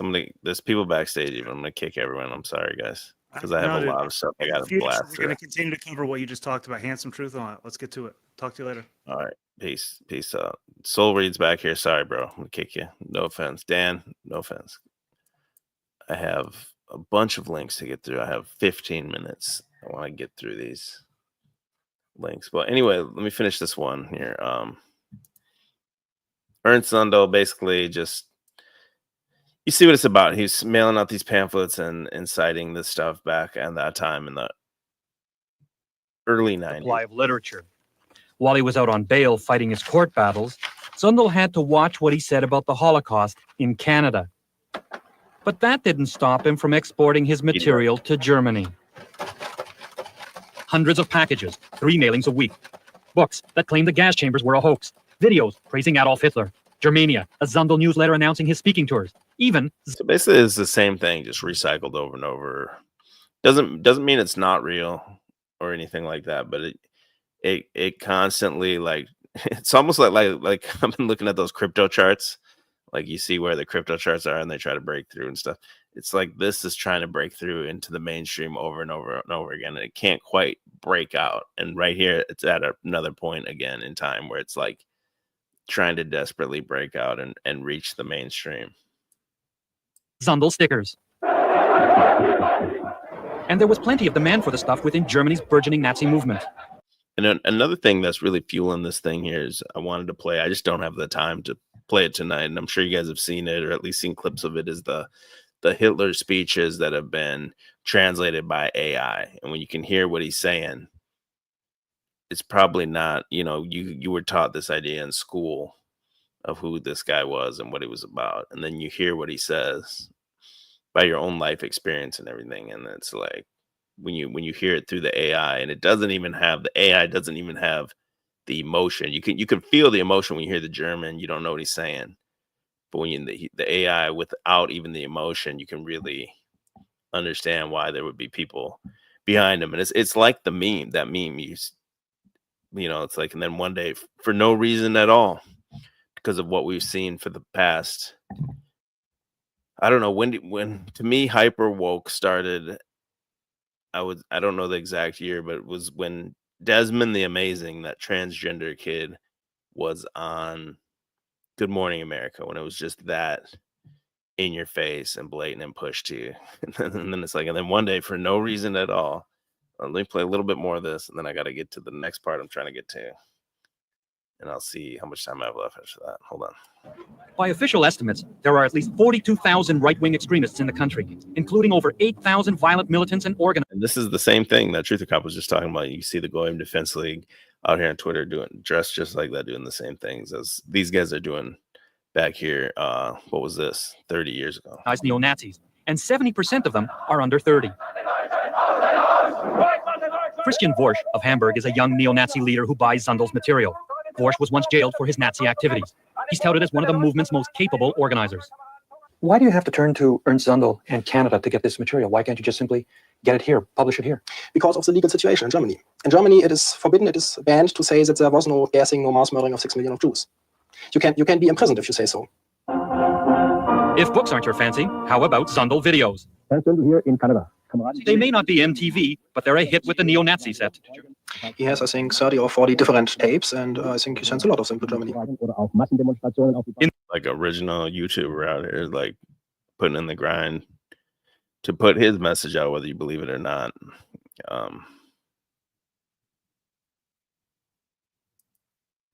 Yeah, Pretty says so many wars, etc., but they talk about surviving. In this dispatch, Zundel laments the fact that too many Germans prefer to stay home and watch TV instead of joining demonstrations. And this goes with like you want to see the rise of nationalism worldwide. I think that's what it seems like this new paradigm they're trying to get into is away from the quote unquote globalism and into more independent nationalism, because the nationalism is a lot more volatile if they want to get into a third world war or any maybe not even a full scale world war, but you know, where it goes hot in certain places is going to be more likely if there's strong nationalistic countries, because right now it's like global trade, World Wide Web, everything's so interconnected, like there'd be a lot of dominoes would fall, stuff like that happen. But if you had an intranet and your everything was contained within your own country, that would be a recipe, I think, for more clashes. And this stuff's kind of what's fueling that. 90 people in the chat, man. If you guys could hit that thumbs up, I'd appreciate it. You got like 10 minutes, so let me what time is it? Yeah, 11:30. Yeah, I really got to end this up, man. So if you guys want to search this, but this is basically this guy recruiting these young people and getting his message out, whether you believe it or whatever. Play this one little part here. A figure out of history in the context of this man, that the meeting was about this man, and that certainly quoted him correctly. He's your hero, and your hero is comparing Jews to monkeys. Well, that's Adolf Hitler. Remember, nobody's perfect. Hate is what fuels Hitler's young followers in Germany today. They've replaced the Nazi slogan, Juden raus, Jews out, with Ausländer raus, foreigners out. Young people. And again, yeah, that's something I want to touch on is the flushing of the foreigners into all these Western lands does seem to me to be, you see it happening. Trump says he's going to deport 500,000 immigrants on the first day. Whether that's true or not, that's what he's touting even right now. He's saying on the very first day one, he's going to kick out 500,000 foreigners. And you see the rising nationalism, rising tide behind that and behind Trump. People accuse the foreigners of stealing their jobs and their country. And it's the same thing happening today, 30 days later, but even exponentially worse. So the feelings of the people and the more people that are going to get swept up in this kind of thing is even greater than here, where these were just kind of like small brush fires of people, this kind of thing rising up. That was probably got stamped out pretty quick by local authorities and stuff, but it's almost becoming like a wildfire, especially if you're able to stir some stuff up with the migrants, or if you're able to like prove that certain groups were behind false flags or something like that and release that information to the public. About 500,000 Turks, Vietnamese, and other. All right, yeah, I'm running out of time, so I'm just gonna skip that. Then the one thing I was looking at too was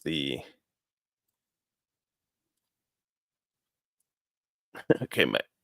If you were here last week, I had hold on a second. Give me one moment here. I gotta find last week I did this stream on here, the Mighty MAGA Power Rangers. I talked about how all these people, including Kamala and Didier and everything, were kind of like the catalyst to leading to people to vote for Trump and to bring Trump in. And the reason I made this cover, I thought it was funny because my little boys just got into Power Rangers. I never watched Power Rangers because I was like a teenager when that came out, so I never seen it or anything. So I started watching it. You know, there was a couple things that I was just like, bro, this has to be made by a Jew, right? Like it has to. And then sure shit, I look it up, and obviously the guy's name is Haim Saban. Like, you guys may know him. I never had heard of him really. Haim Saban, and he's a huge Jew. In fact, the biggest Jew donor to all these, like, especially the Clintons and all these progressive foundations. And I found this article on him. This is the dude, Haim Saban, and this is a super long article that details his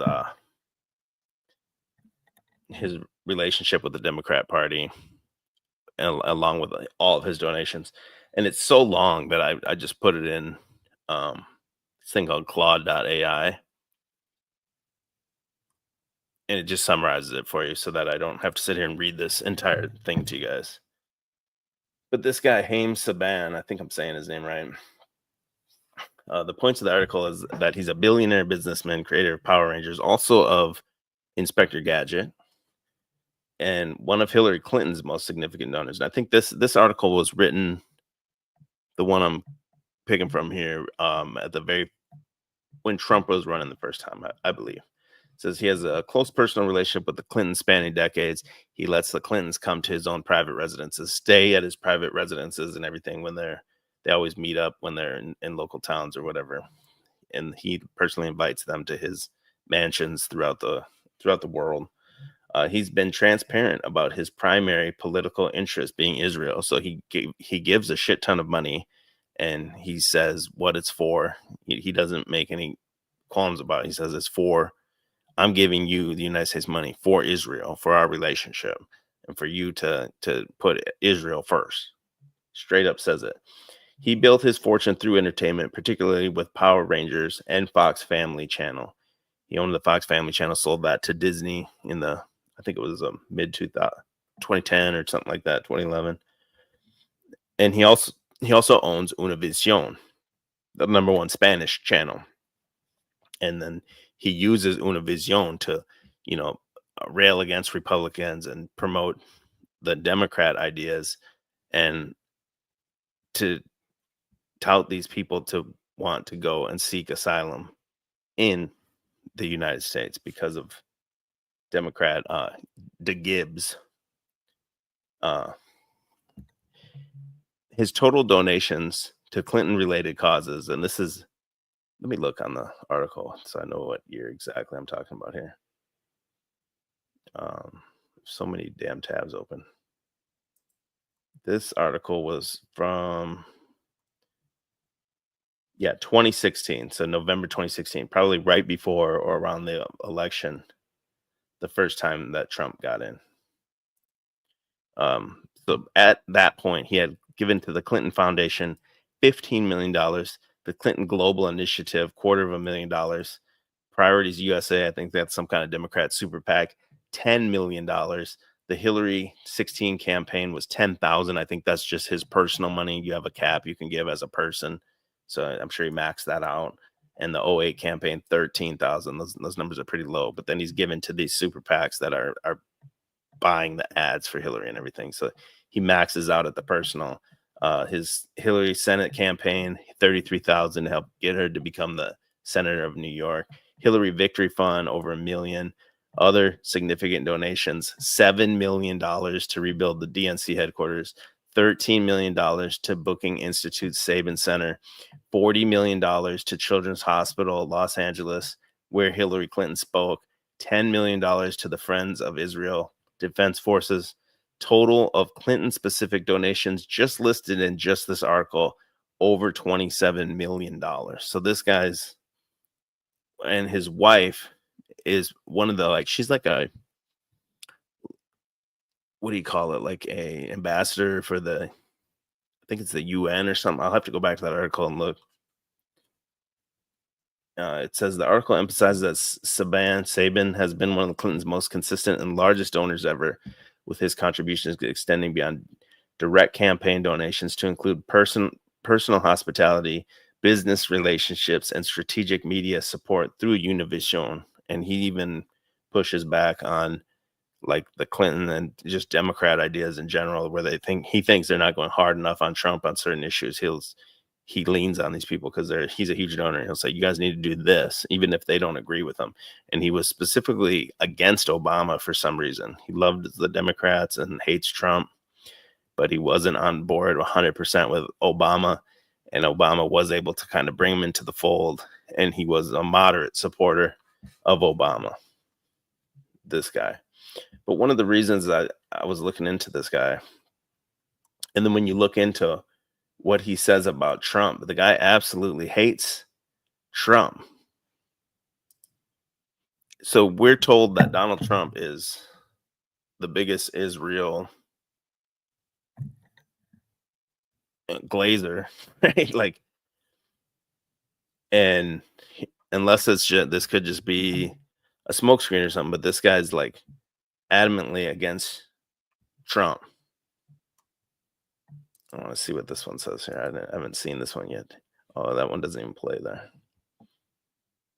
But when the little bit I did read about him, so that had me wondering, like, why is this guy so anti-Trump if Trump is the number one, like, Israel supporter? This is something he wrote here. My choice is clear. Why I will vote for Kamala as an Israeli American. Look at this guy.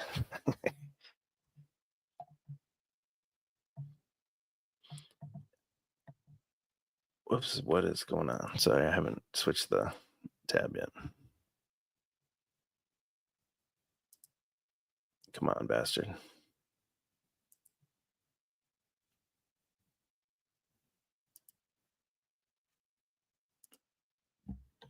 Of course, I'm hitting a roadblock here on this last one as I'm running out of time here too, but come on, dude. But basically in this thing here, if you can, we can see this.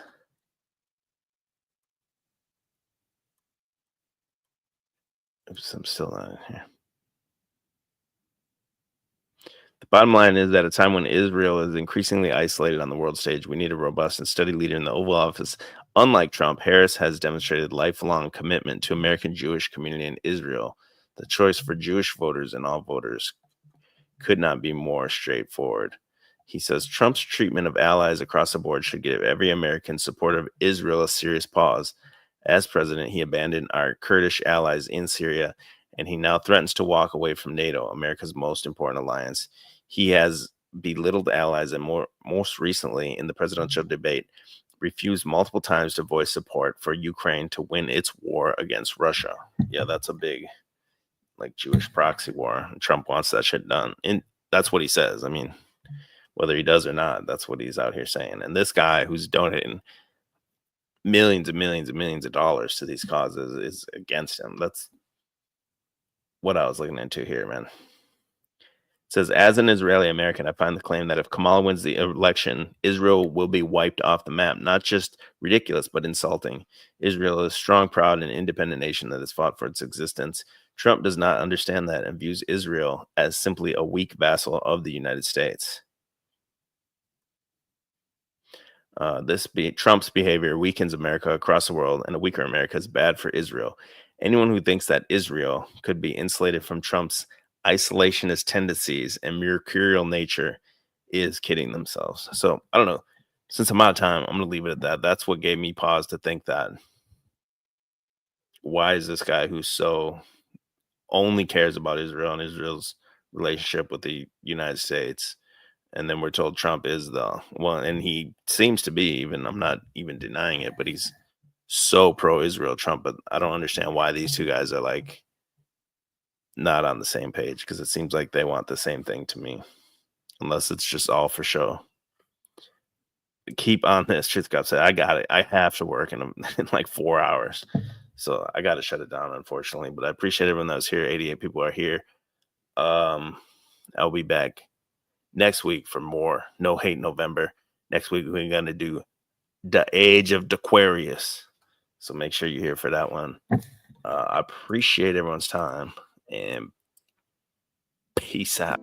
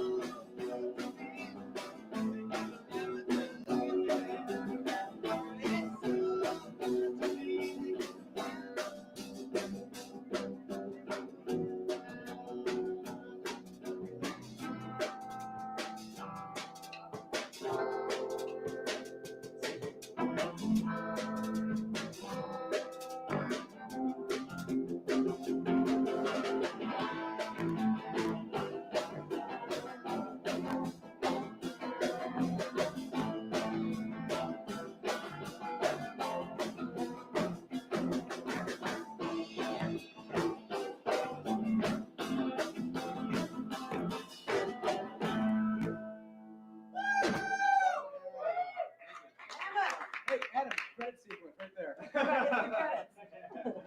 Oh, thanks, guys.